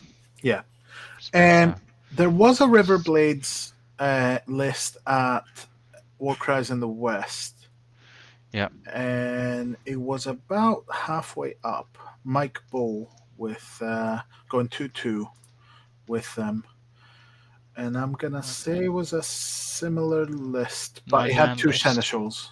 Yes, Yeah, had two seneschals instead of a lot of crestblades. Um, Possibly that might be the way to go with them. Just kind of going heavy on bodies and being everywhere because they are incredibly fast. yeah. I mean, it would depend on the pack you're running into, obviously. Hmm. But you do have so much mobility there. Yeah, and the damage as well from the passive. Also, Um, like, so I'm just jumping around the other list, seeing. I love a Hunter Silveranchi, but I really should have kit bashed all of mine into Huanchi's Claw. well, I can give you some skulls. Yeah, I think I just stick some heads on them and upgrade. Yeah. Yeah, Um, excellent, excellent, excellent. Cool. Oh, look at what's next. Who did that? Lord of the 8 points. I know those guys. So yes, so that was the reason you didn't hear from us for like a month. But yeah, WorldCryUK, yours truly, working with LGT at the biggest event, tabletop event of the year in the UK, um, in London. 4 rounds, 18 players, heavy skew chat, heavy kill skew chat. I put in as many kill missions as I could, and I was not disappointed. Um, the man himself, as per usual, off Meta Musings, taking first place with the Drilling Riverblades. Yep. A But his one with a slan in there. Yeah, yeah. I've got the list. I've got the list separately because Yep. it is one of ours. So I have the pictures and everything. But yeah, Andy, who we just had on with Crew Boys, going 4-0 as well, coming to second place. And Sam Waddy Knowles on his first event with Seraphon, going 3-1 and getting third place, which I thought was incredibly impressive. A great showing for a first event. We also had one of our mainstays, Alan Bevan, winning Best Painted, uh, which at the very start of the day, Alan came up to Oh, me and said, I have spent so much time on these trogs, and I really hope they win. And they did. I was very all happy about that. four models just beautifully done. Yes. Absolutely Um, superb. Incredible. And then Will Brown getting favorite player, which we were given a wooden spoon, but we don't very often do wooden spoons. We just go for favorite player. Yeah, Um, it's. but it might be another one to just add in. Just get some branded World Cry wooden spoons. I Uh, know. I don't want. I know a spoon guy. yes. Oh no, Will was incredible as well. But going through the lists, this was ITAN's list, heavily converted Amazons, and I think this one is from Slaves to Darkness, the top left. Uh, Um, and the priestess, I think, is a let me have a look. base Sylvaneth model, um, but made to have the exact right profile and size, which as a TO I always appreciate. Yeah. Um, but No. yes, using the Amazons for the Riverblades was an And excellent yeah, the priestess as a idea. slan. Yeah. Yeah, yeah, yeah. That's. It was very good. But that's the list. Slan Starmaster, a Pure Flood Seneschals with Uthara Darts, and then 3 Stream Runners and 3 Crest Dancers. Lot of bodies, lot of shooting, and a lot of damage that is fairly certain on a 9-body list, it's difficult to work around unless you have a plan for it. Yeah, I mean, even in a kill heavy pack, it's I don't know. To put out a kill heavy pack and then see Riverblades in there, you're Yeah. you don't expect that to immediately jump to the top of the list, but it's I10. It's Yeah. Where is it? Uh, is it Riverblades? which one? Yes. So until the end of the fighter's activation, add 1 to the fighter's move characteristic, and after each action the fighter takes, other than wait actions, roll a dice and roll a 2+, deal 2 damage to 1 visible enemy fighter within 8 inches. So you move, and as long as you don't roll a 1, you basically get to deal 2 damage, and every double is more or less almost guaranteed 4 damage for 2 actions. So it is just an excellent, reliable damage source. And they can move incredibly. So, yeah, it's not much to say that hasn't been said about this list. And also, you can check Off Meta Musings on YouTube for coverage of the event and the list and how it works and all of that. So, if you want to build something similar, you'll find everything on Itan's channel. And then, second place, we have Andy's list. You'll see something that you'll see a lot: a Dankhold Trogoth. The reduction in points made them very ubiquitous across the lists. Yeah, I do wonder if we're going to see a bit of a further adjustment on that, depending on how much they take up the meta.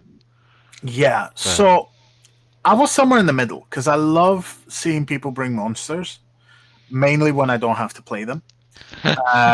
But I think it would depend on how much space it takes up. I don't know whether GW factors that in too much. Yeah. But yeah, you don't want to get to the stage where it's foolish to take a destruction list without them. But Yeah, I see your point. just I for the don't health of the think. game. Yeah. I genuinely, I think the main problem is Dragon Maul, and Yeah. if you watch Warcry content, that's across the piece. Monsters don't feel unfair until they do Dragon Maul on a 666, and then things get a little bit frustrating. Yeah. And I know because we had players that had to play 2 and 3 Dankholds, and it wasn't really an excellent experience, and it is something that we will be looking to do something about in the new season. Yeah. I think you don't want to push them out. I don't, as you said, it's not that monsters are inherently a problem. It's not that Trogoth is inherently a problem. So much as it is about trying to create positive play experiences. Yeah. I think I do think just restricting. I don't even know how much they need them as they are the universal monster abilities. Well, the rest of them Certainly aren't just that tweaked. bad. Yeah. Well, It's just that the you triple end is up in a too position where ubiquitous. if the rest of them are to the point of like not being anywhere near as good as the specific monster abilities. Should the monsters have those too? Yeah. And also, now that we're getting rid of things like Rampage, does blocking the monsters out of universal abilities really matter that much? I think that is the case. I think monsters can't use universal abilities. No, they can't. But with Rampage kind of gone, Yes. is Okay. there a Yeah. massive reason to keep them blocked out of that now? Yeah. And just Okay. do away with the universal monster abilities and focus on their specific ones. I don't That's know. interesting. It's a design space to play in. Yeah. Because it did seem to me that the main reason for locking them out of universal abilities was Rampage, Was Rampage, yeah. which probably should have been a clue. Yeah. It's always if you have to make an exclusion for a Yes. specific set, and it's just have a look at the underlying mechanic that you've got there. Yeah. I don't see any of the existing match play universal abilities that would jump out as immediately problematic No. for monsters.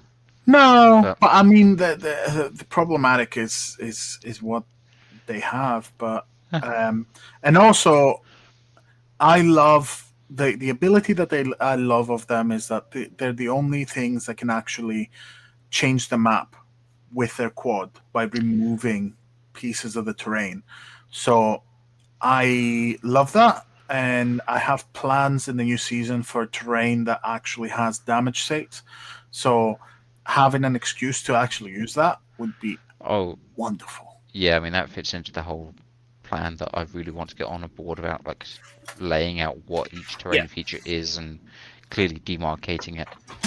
I think if we can move towards a community agreed, if not GW agreed, kind of state definition and and just how to organize it and lay it out.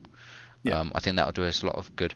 But if we were to get now the Rampage is gone, and we could just take that monster specific with universal ability and stick in the universal rules, and just stick the rune mark next to it.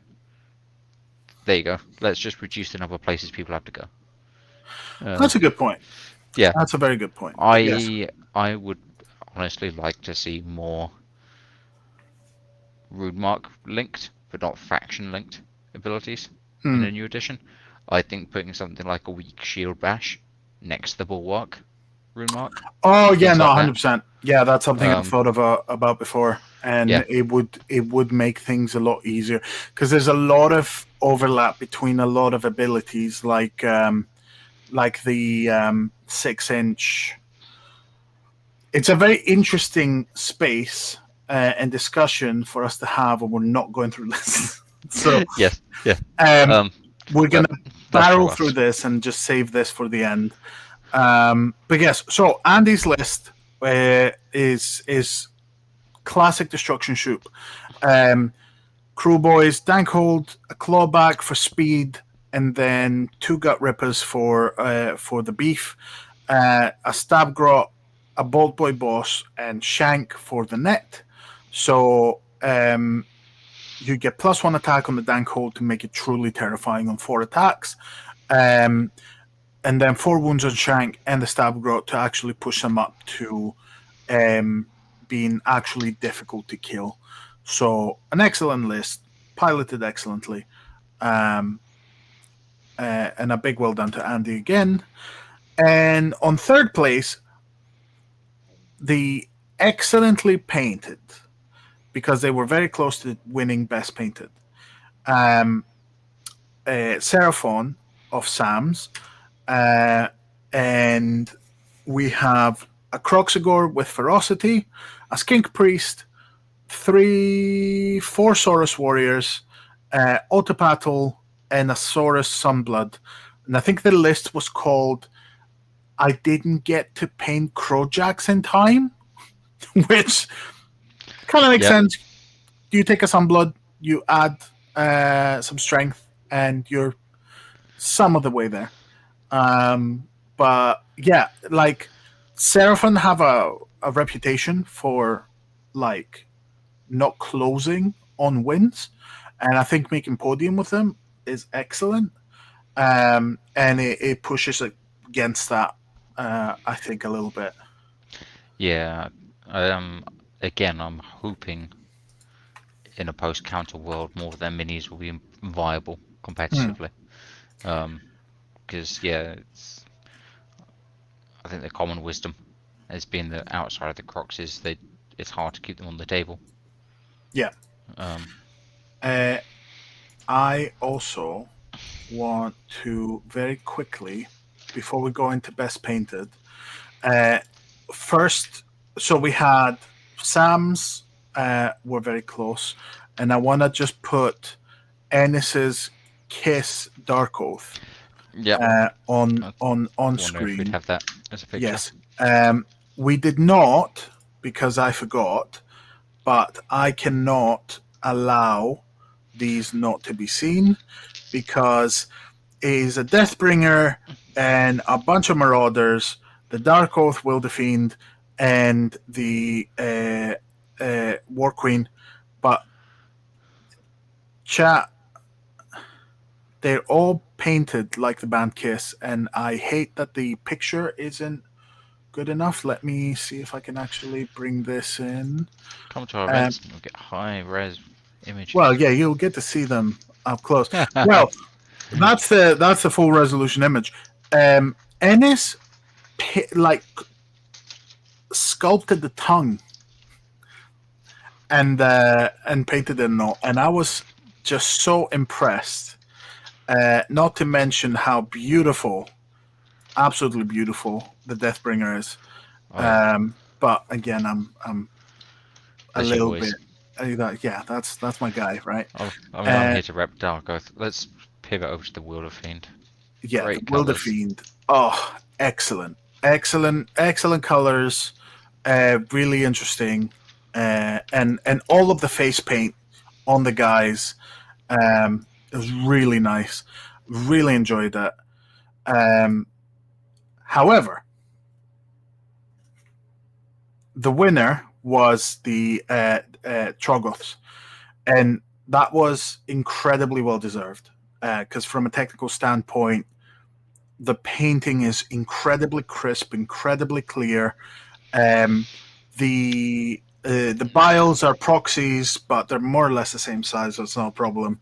But the dank hold is incredible.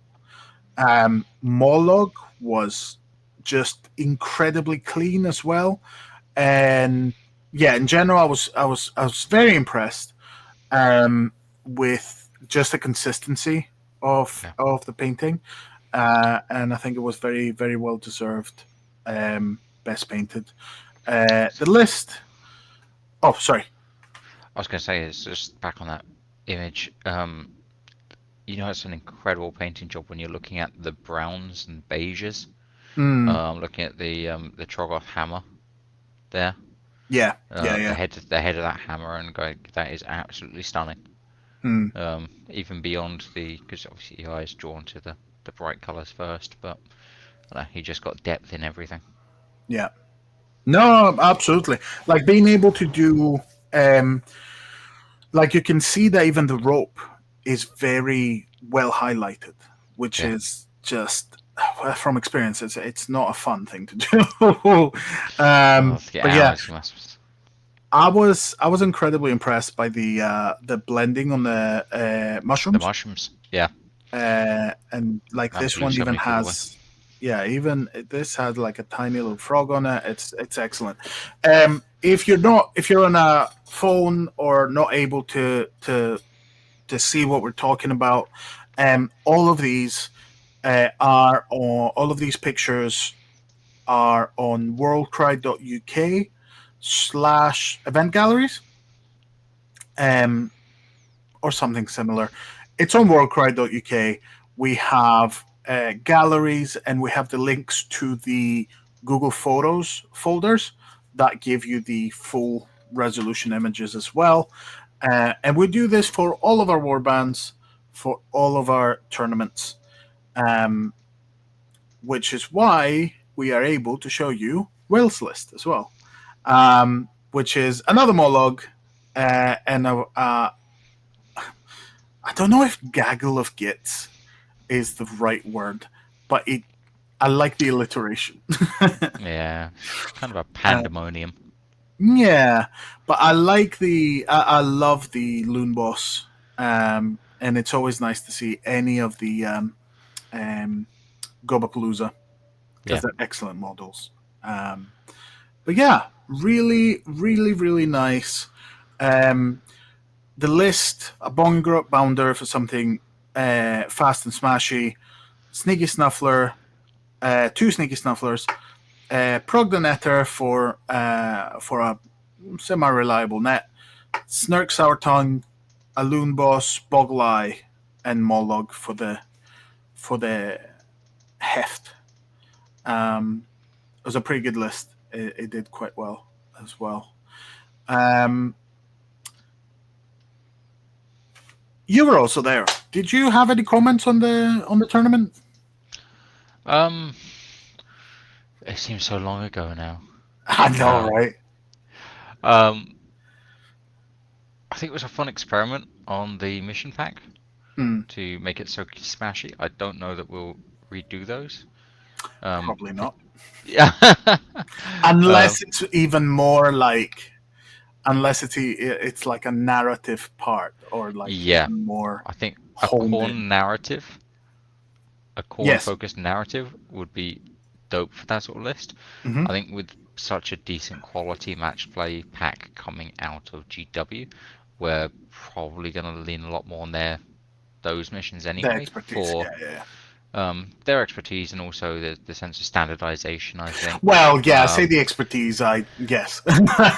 um, but yeah, back to polite, professional.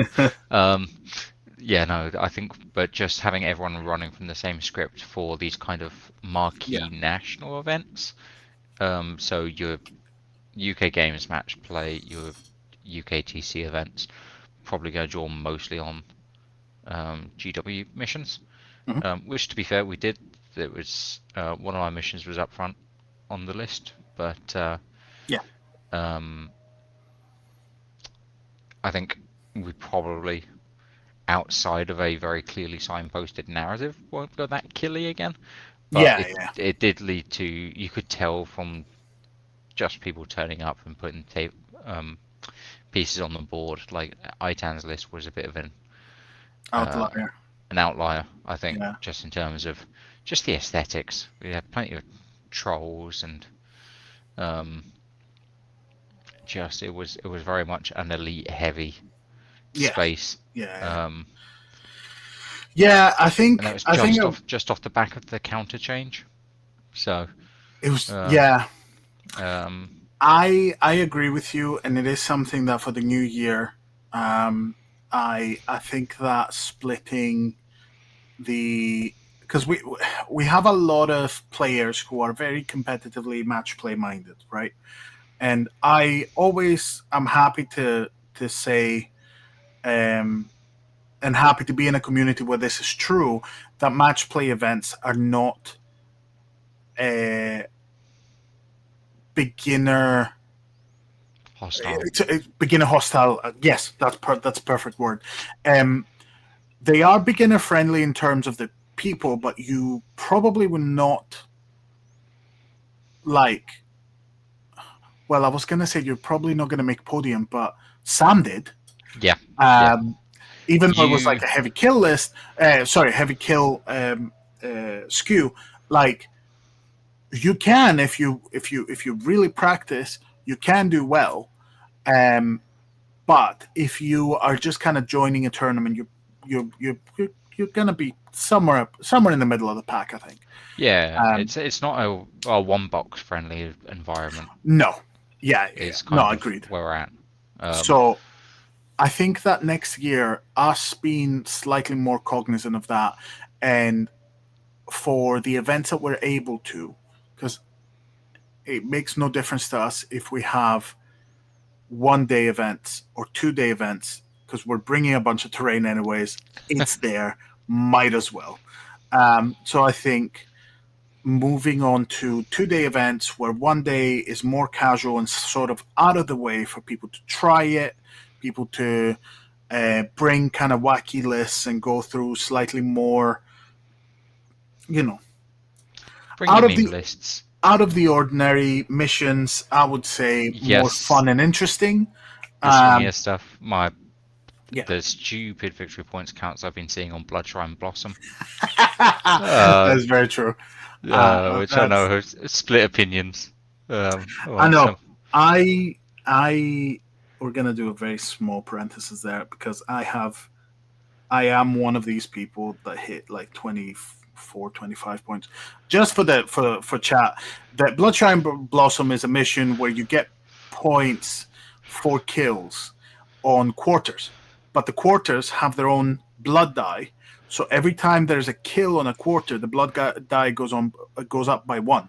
So the first kill in a quarter counts for 1 point, the second kill counts for 2 points, and so on and so forth. And there's a twist to change one of the blood dice when you're ahead or behind, either going up or down. And if you set your things up correctly, what you can do is lure your opponent into your quarter, and you're happy to concede a few kills on round, first, second, maybe third kill is fine. Because then if you manage to, like I did, put all of the pieces together, you can just get the fourth, fifth, sixth kill. And if you manage to do it in such a way that your opponent doesn't Can't interrupt that flow. Can't interrupt that flow. It's a bit like hitting a one-up button. Yeah. Repeatedly. And it requires setup, and it is a little bit difficult. But if your opponent doesn't know that that's what you're going for, I can see it being a little bit frustrating. I have earmarked that list for being moved into a Khorne narrative pack. Love it. Agreed. Yeah, so I think I'm going to, because I'm working on an All Four Gods narrative pack just now, and I think I might do individually themed ones. I love that. So I yeah, love that. it's because that Defiant pack, there's a lot of experimental stuff in there. Throw out the blood die and stuff. I think there's ways to balance it much better for match play in terms of how they're scored and counted. But I've been just enjoying throwing these little levers around. So yeah, I think and trying to make kill missions more interesting. But yeah, that's what we're talking about. Excellent. The experiments we've been running this year, basically, and the conversations we've been having. And LGT was one of those. Well, I think we'll probably, as you were saying, we'll probably end up doing something more narrative, silly, on the off day, and not just the off day for Warcry match play, the off day ideally for, say, the kill team match play, because it sounds like those guys might want a palate cleanser. Yeah. So, yeah, no, the idea of having the narrative on the off day so that more players can give it a shot is something that LGD did float. But our first event was very much for our existing players, because us making it to LGT wouldn't have happened without our regulars, without the people that are completely in love with Warcry, like ourselves. And it was for them. However, in the new season, I think we have a different, not different, but I think we have a larger focus to continue the momentum. Yes. But again, we're going to cover that. Let's leave that conversation for the end, because I have some words for end of season. But yes, we're going to swiftly move through the rest of them. Bear Cried 2 GT Madrid by friend of the channel S Smart, one of the biggest proponents of Warcry in Spain. 4 missions, 10 players. The missions are down below. And Juan Luis, again, traveled over, won this one as well. A bit more difficult on the 4-1, but 3-1. Yeah. Yes, sorry. But it was the same list. Again, proving that it is difficult for people to deal with it. Yeah. Just nice seeing boxes that weren't necessarily respected at release. Getting the play between Riverblade, Beast players, and he had the Teriatric cohort in there. Yes. Yeah, no, the Cavalos as an ally, great. It would be nice to see the box do well as well. But if you're in the chat and you're thinking about it, give it a shot. So in second place with Gloomspike Gits, we have True, who's one of the regulars on the Warcry Discord and the WorldCry TTS tournaments. So it's nice to see that translate into real life, into a second place 3-1 as well. And then in third, and very quickly to cover the list, it was a Mollog, 3 Nets, 2 Snufflers, a Snarlpack Cavalry, Boggle-Eye, and Snorbo the Spore. And what I love about that list is that I think it's playing on the reaction to get the Snarlpack into combat and get Mollog into combat. And that means that suddenly your threat range is a lot higher because the reaction will allow you to bring these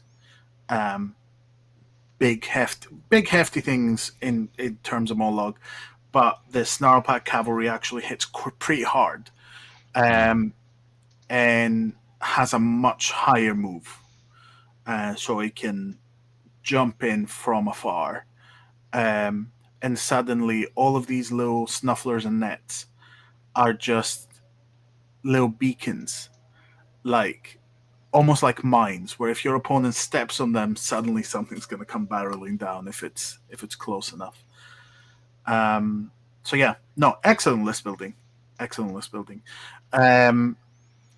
In third place, in bronze, Valvar with Vanguard Stormcast, going 2 wins, 2 draws, with a Raptor with Hurricane, a Knight Zephyros, the Farstriders, and a Gryph-hound.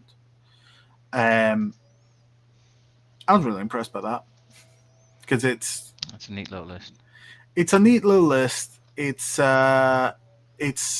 six bodies, with one of them being a Gryph-hound.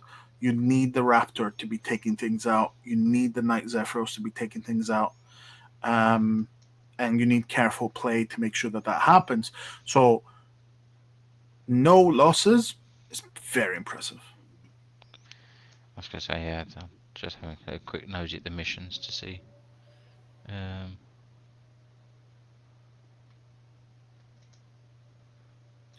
I think Most Dangerous Game and Killing Fields are either Overthinking Warcry or Salty Sea. Yeah, I recognise them. Yeah. I think Blood Moon and Waiting Moon are... I like the idea of like 3 being the important one and then 4 being a slightly... We've talked about this before. Like, I love the idea of like round 4 being either super simple or like just a lot chiller because you're just just looking after your players, I think. Killing Fields, was that? That's got to have come from Rob. Rob was talking to me about it the other day, so that must have come from stateside.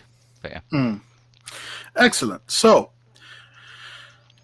Escalada Bellica Warcry GTS. I go through these, and I do apologize if my pronunciation is incorrect. I'll do my best. But yeah, Andrew echoed another one of the big TOs in Mallorca. 4 missions, 6 players, and this was pretty much a one box.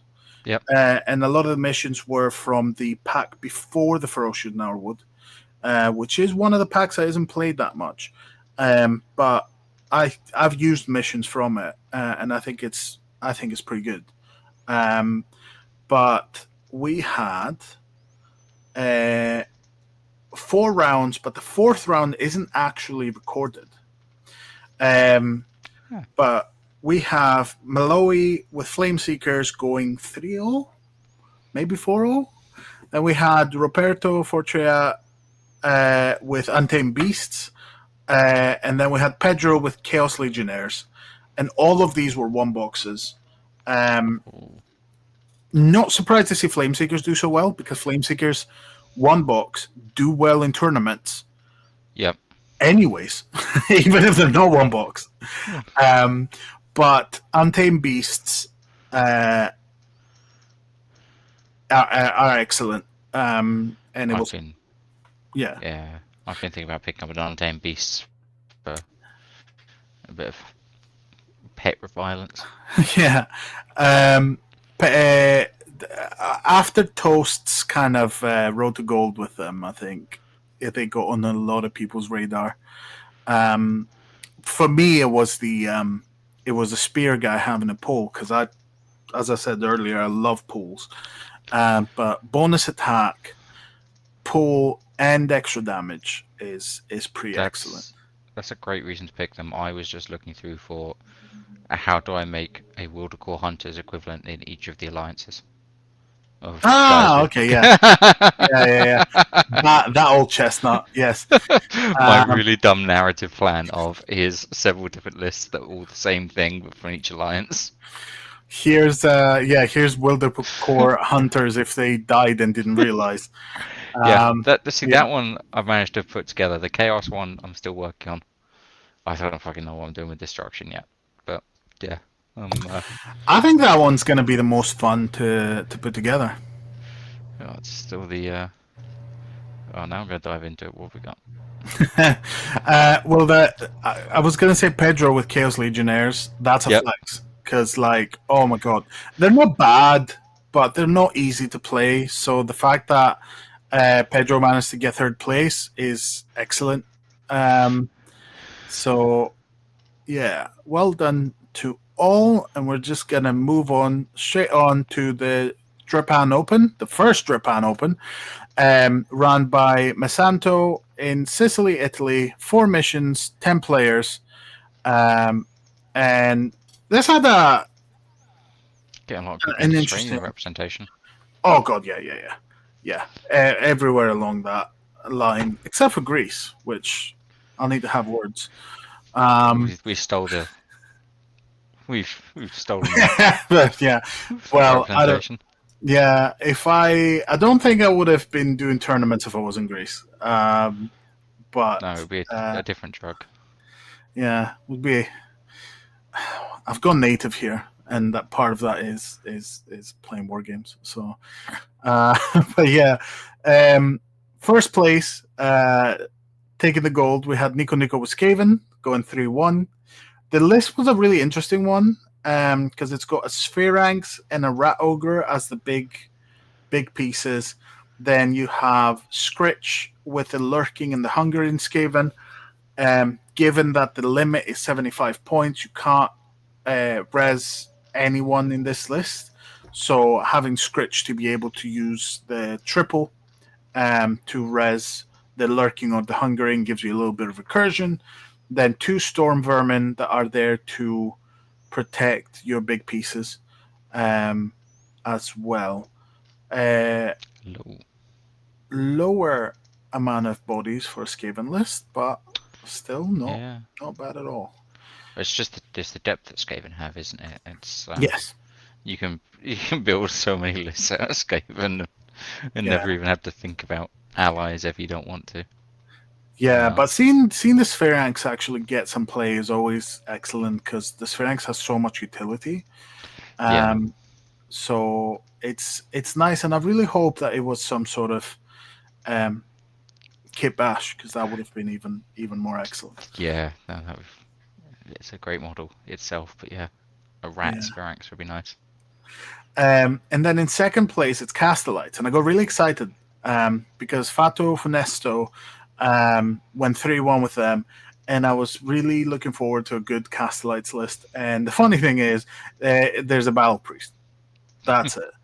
The rest of it is Hexbane and Etal, and Flame Runner, and Farasa.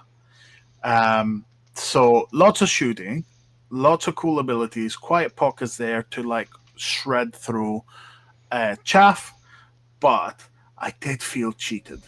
But that said, it did really well, so well done on that. And the Battle Priest is a good model, especially if you have the Battle Priest from not Curse City, but the one before that, because that's a really cool model. I've been looking for a reason to field. In third place, we had Antonio P with OCR Bone Reapers going 3-1 as well. And that's another list where I was slightly cheated. Because we have Mir Kanan with a Mortek with Spear and a Stalker with Blades, which is an excellent chaff blender. But then we have Zondara Pick and Toil and the Abhorrent Gore Warden. So more than half the models are not OCR. But You're gonna start putting new rules for I know, right? you only. Well, it has been something that's been difficult to quantify the amount of allies we have on whether a list is like primarily something or primarily something else. Yeah, it But does makes the meta watch a bit difficult. yeah, But I kind of love the thing is this list has so much more utility than like a regular OCR list. Oh, yeah. It does different things. Mercanan is an incredible model that I will finish painting one day. But yeah, I'm happy to see them do well, even with this, and I'm happy to see Stalker with Blades get more play because it's an excellent model. And now we move across the pond for Spooky Cry because we've gotten up. I just realized haven't put any dates on these, but most of these tournaments were October, and now we're well into November. And yeah, it was Dan the Salty Sea running this one in Minnesota. 4 missions, 12 players, a custom pack as always. Very a lot of like narrative stuff woven in alongside the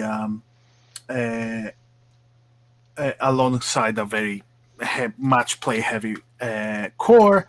But we had Andy with Soul Blight Gravelords going 4-0. Then we had Cody Sharf with Beasts of Chaos going 3-1. And then Dan himself with Slanesh Demons also going 3-1 and coming third. But I was going to say I found it really interesting. Did they ban Order? I don't know. Or did everyone just get the Halloween vibe naturally? Maybe. Depends on the pack. I gotta love that. I actually opening up the pack to have a look through. Yeah. To see. But yeah, no, I was gonna say on this, I was looking into the lists, and there is a little bit of a what's the word? Pattern. So the Soulblight one has an Askurgan leader, Gorath, and then 2 zombies, Dentalus and his guys, and then Pick and Prentice Markov. And then the Beast of Chaos has a Vexmore with +1 attack, a Bloodkind with +1 attack, a Varangard with +1 crit, and then 2 Gores and 2 Underworlds Gores. And then Dan's list has a FOMO +1 attack, a Vexmore +1 attack, Vashtis, a Fiend, and 3 Demonettes, which is basically, for all 3 of them, is like 2 big hitters, maybe a third one that has utility, and then fill with X, Y, or Z chaff, which is a solid strategy. It's just weird that's happened 3 times. So I don't know if there was anything in the pack that was kind of leading that, but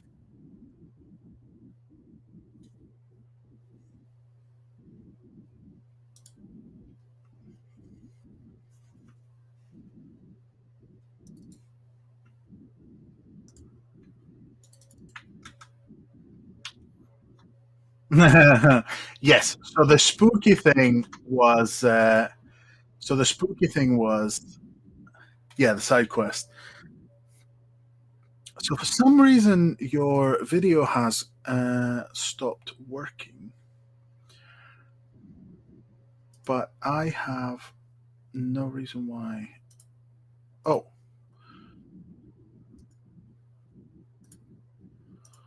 Fair enough. I think we're near the end, anyways. So, um, do,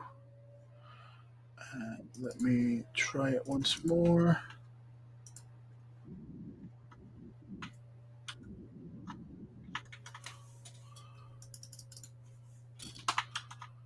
Pa, pa, pa.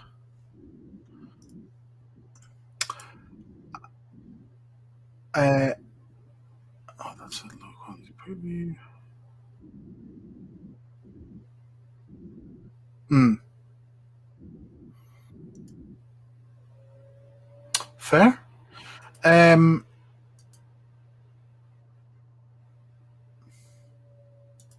I'm going to. Oh, it's jumped up. It's just us chat. What do you want to talk about? Ah, he's back. Right. Cool. Okay, so your video's back on. So that's excellent. Cool. Okay. Well, we're gonna go a bit faster then. I don't think we have too many left, but yeah. So Pora to Pora 5. I'm so happy that these keep going. The old man from the forest still running them. Warsaw, Poland. 4 missions, 20 players, which is excellent. And a custom pack always. Yeah. And the top spot was XYZQ with Nighthaunt going 3-0-1. Elf Meta would be proud. And then, where is it? With a Briar Queen, a Lord Vitriolic, a Knight of Shrouds, which is my bane at this point, a Spirit Host, and 3 Chain Rasps with a Varklav. You have a couple of really good damage and range pieces. The Knight of Shrouds absolutely shreds at this point. And you have your tank in the Spirit Host that can throw a lot of attacks and is a lot better in a post counter rework world. In second place, a favorite for Badger. Bartosz in a good Dark Earth list.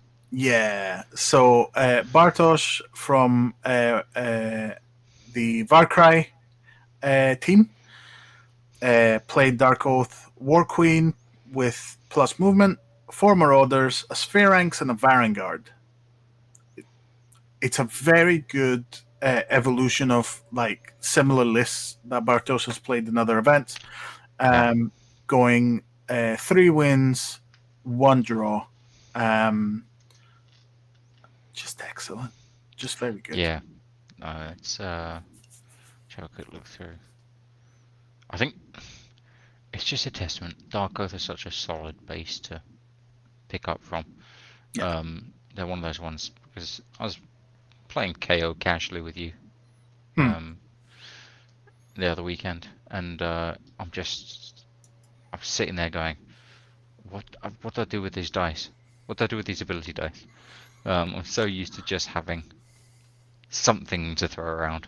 So to take that shell and add in a Spheranx is the options that you're gonna have to play around with. Yeah. And the Varangard, it's just a good nice piece. Yeah, I was gonna say because it allows you need a beat stick. Yeah, it allows you to. It's also the fact that it allows you to lock things down and create space for yourself. Because one of the things with Dark Oath is that you need to set things up.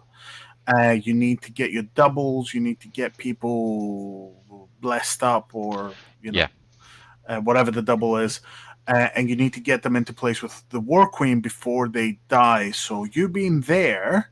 Oh yeah, 10-inch movement, 6 toughness is. You're gonna block the board up.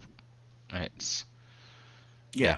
And especially for missions, if you're lucky and you have a mission 1 where you only have 1 deployment and your Varagard's on the board,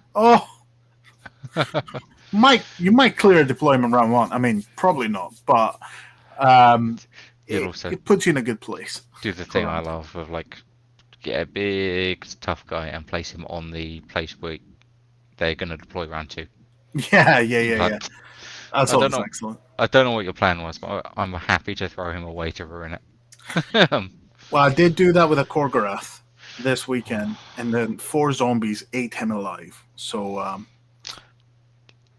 Yeah, swings and roundabouts. But yeah, Corn would be pleased. yeah.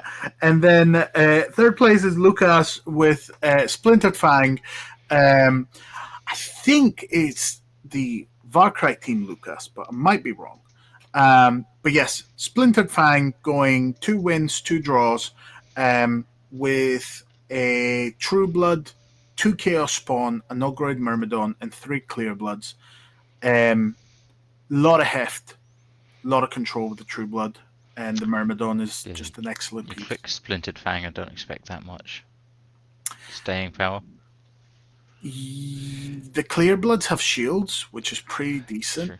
Yeah. But also, the Clear Bloods have this thing where because you can do their faction, their trait is that they can hit on threes, so you can pick any of them and they can just hit on threes for the activation. So For it the needs double the Fang Buckler. yeah. But no, but you do it for free with the passive once around. So your chaff. Can't do that with your allies though. Yeah. Oh yeah, no. What am I talking about? Oh great, yes. Well, Oh, that's egg on my face. That's But the yeah, way. no, that's a good point. But you still, if you have the dice, you can use it to make your chaff a lot more dangerous to your opponent. So I can see this and why it did well, especially if you just push both the chaos spawn onto the same person. That model's gonna have its day ruined. But yeah, awesome. Need to put a Always spawn on the board at some point. always good to see Pora to Pora and more Pora to Pora events. So we made it on the horizon. Coming up close and completely catching me by surprise because I wasn't. I saw it showed up on War Tally like just a few days ago, but the Renegade Open double bill, both a grand tournament and a narrative by Cody Scharf, who's a regular at Minnesota games, like Dan's usual tournaments. November 22nd and 23rd, 32 spots, and all of the details are on War Tally and the Renegade Open website. So if you're around and you can make it, do support your local tournaments. And it's great to have the option for both. So continuing on the horizon, November, the 29th of November, Sarkrai in Merzig, Germany. Mikhail Matu is running another one. So there's 16 spots, but there's only 2 left. So check War Tally for details and join it as quickly as you can, because it's already 14 players. So not a lot of spots left. And then in December, again, S-Mart, 13th of December is putting on a tournament in Madrid. There's 32 spots, and I think it's happening. Yeah, it's happening at Kingdom War Games. So, if you're in Spain, join in. I will get in touch to get some extra coverage, given that it is on the same day as the next one, which is Midwinter Massacre. If you are in the UK, the Nottingham Warcry Club has been going from strength to strength. I'm incredibly impressed with Craig and Luke and how well they've been growing the community. Because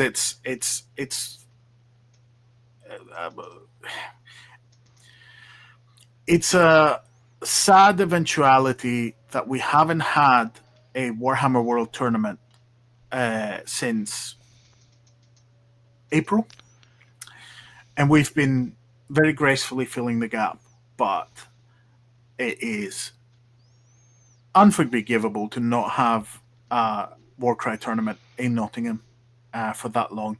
So Craig and Luke have stepped in, and they've put on the Midwinter Massacre, 4 missions.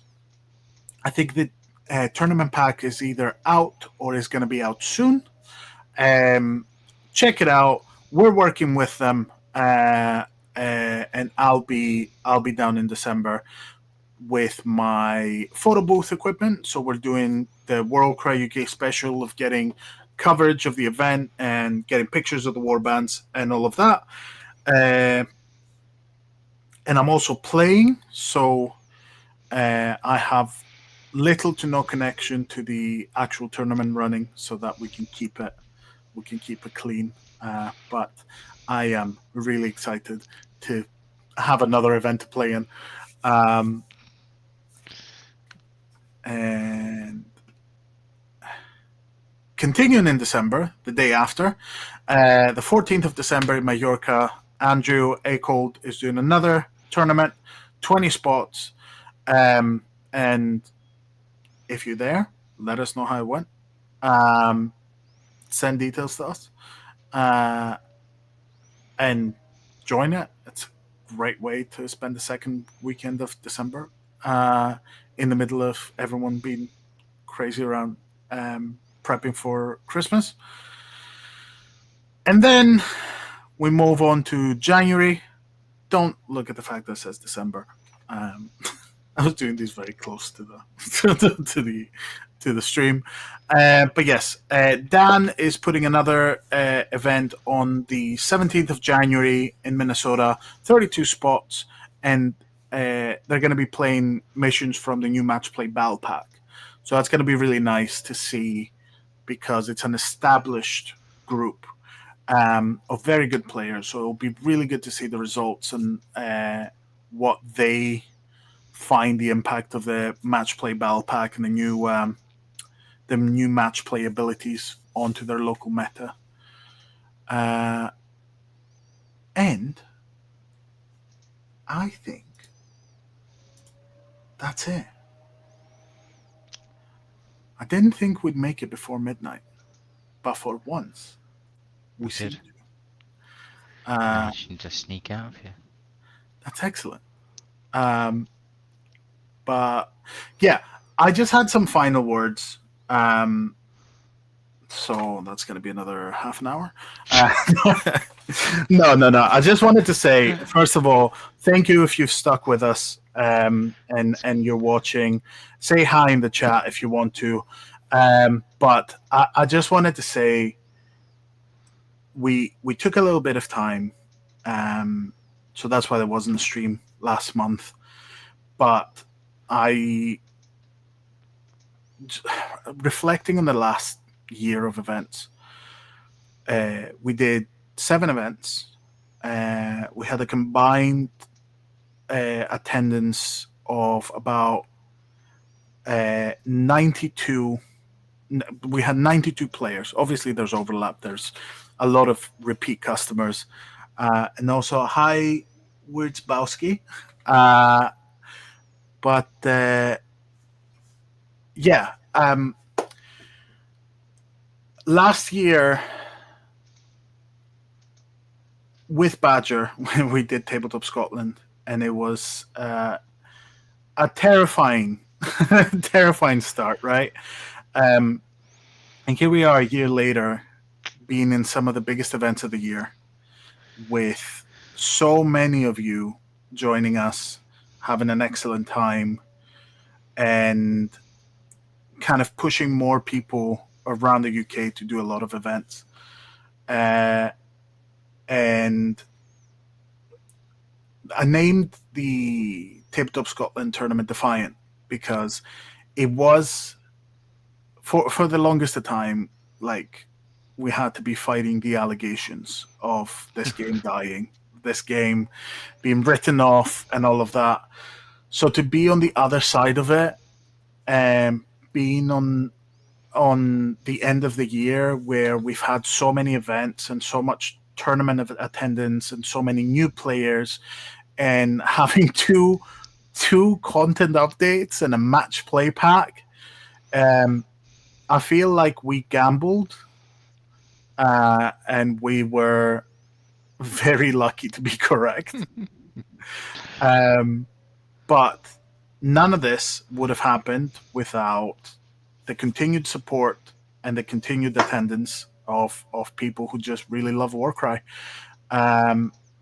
So I just wanted to recognize that, say a big, massive thank you to people like War Games on Toast and ITAN and like the local clubs down in Southampton and in Nottingham, and in like Bristol, and all of the regular players and our locals here in Edinburgh and Glasgow being like really supporting us, either with terrain or with just kind of helping out. And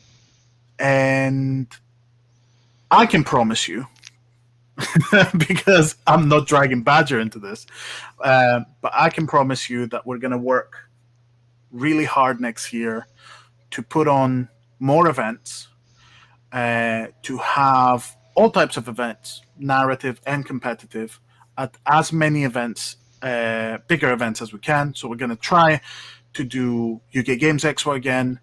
We're going to try to do London GT. We're going to try to do Tabletop Scotland. And we're going to try and do more of the UKTC circuit. Yeah, see what other GTs we can add.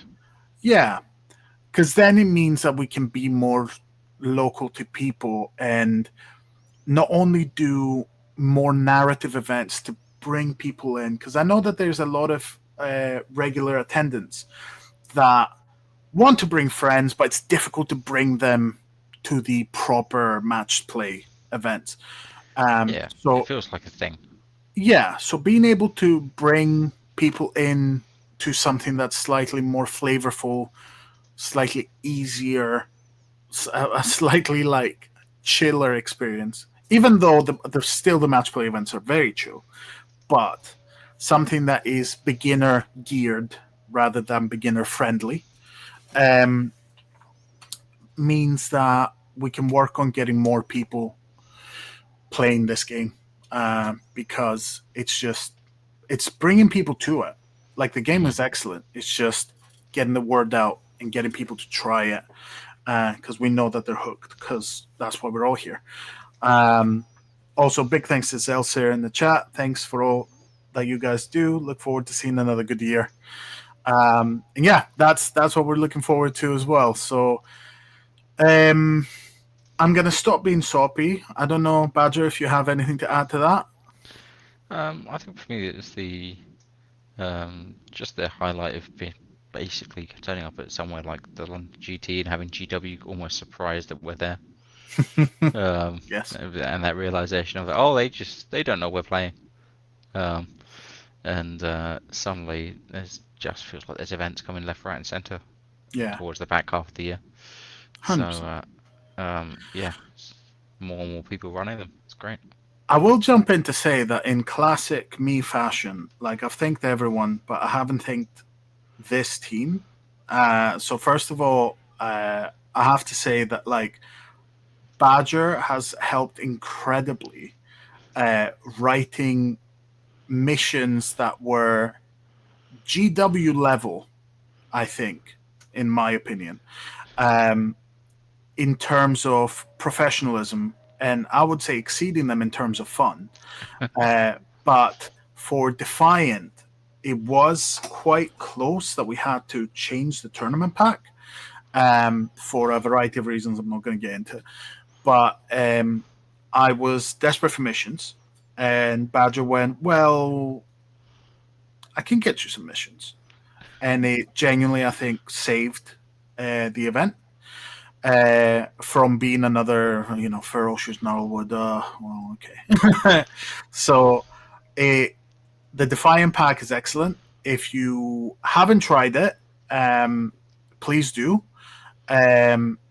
It's somewhere. It's gonna be on the website. It's Yeah, in the tournament packs for our previous event, so you can find it through the events timeline.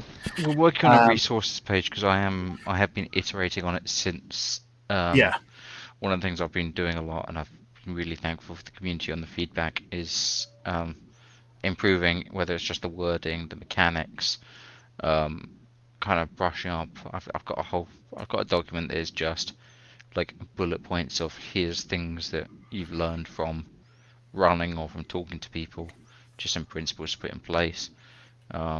It's so yeah, we will get not just the packs as they ran at tournaments, but yeah, I want to get the kind of updated version 1.2, 1.3, whatever I'm on now of the yeah, Defiant pack. I hopefully have a narrative pack ready over Christmas.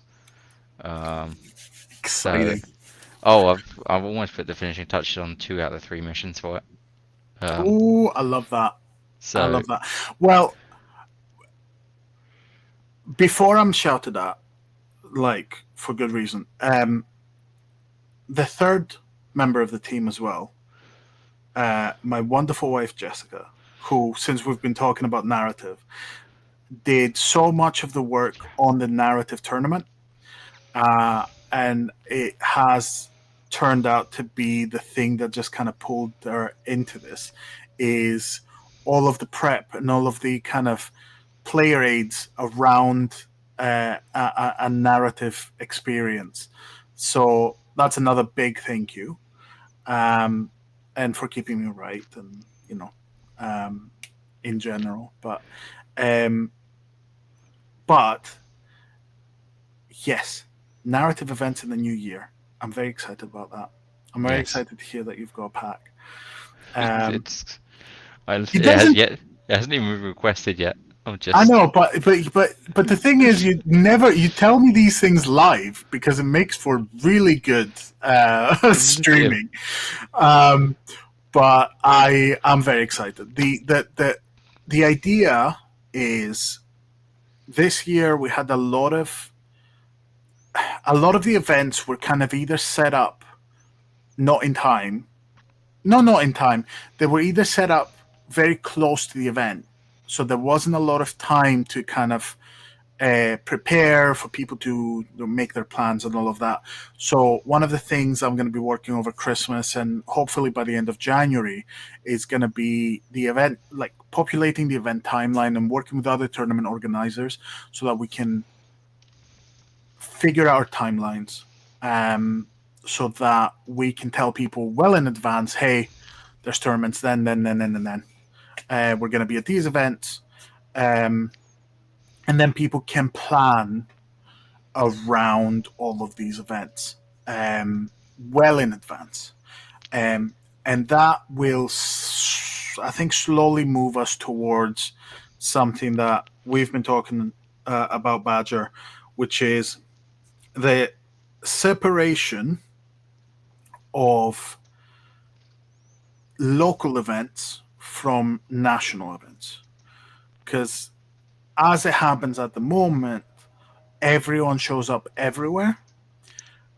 And while that's excellent for social reasons, it doesn't allow us to have a lot of new winners, yeah, unless something happens, like a list doesn't work. Um, yeah. We need that feeder ground.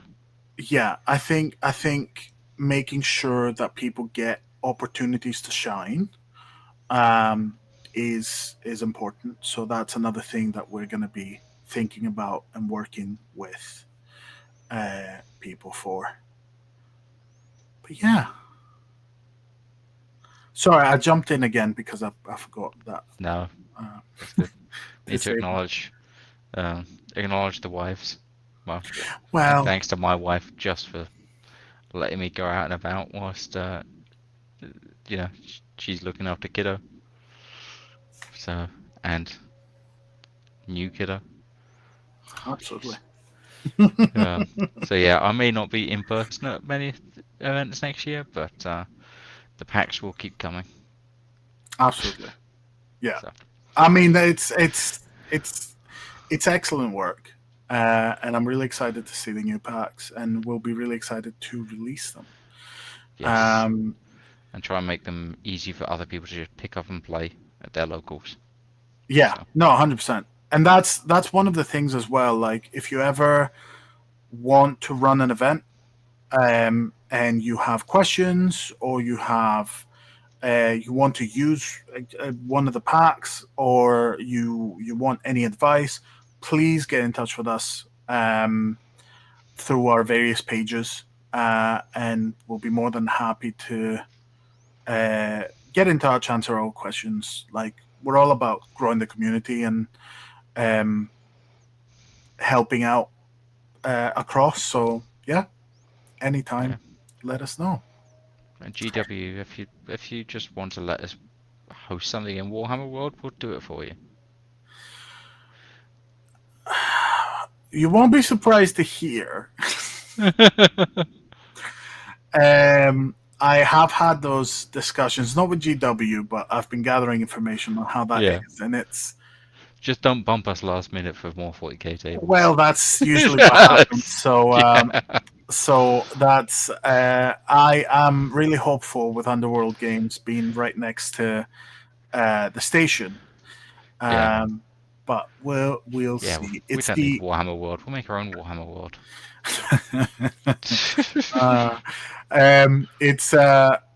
It's one of the eternal banes of event organizing. The venue is always interesting. But yeah, I think that brings us to the end of it.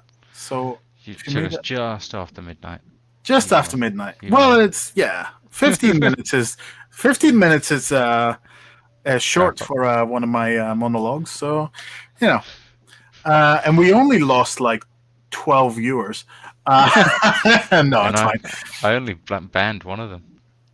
I saw that was excellent to have like the first spam message banned. Yeah, it's like some people have been watching this for 2 hours, so obviously learning how to use my mod tools. Well, yeah, you gotta. But yeah, thank you all for watching. Thank you all for staying with us for again like close to 3 hours. All of this is going to go on YouTube, so if you've made it all the way through watching on YouTube, hi YouTube. Thank you all for watching, and we'll see you on the next one.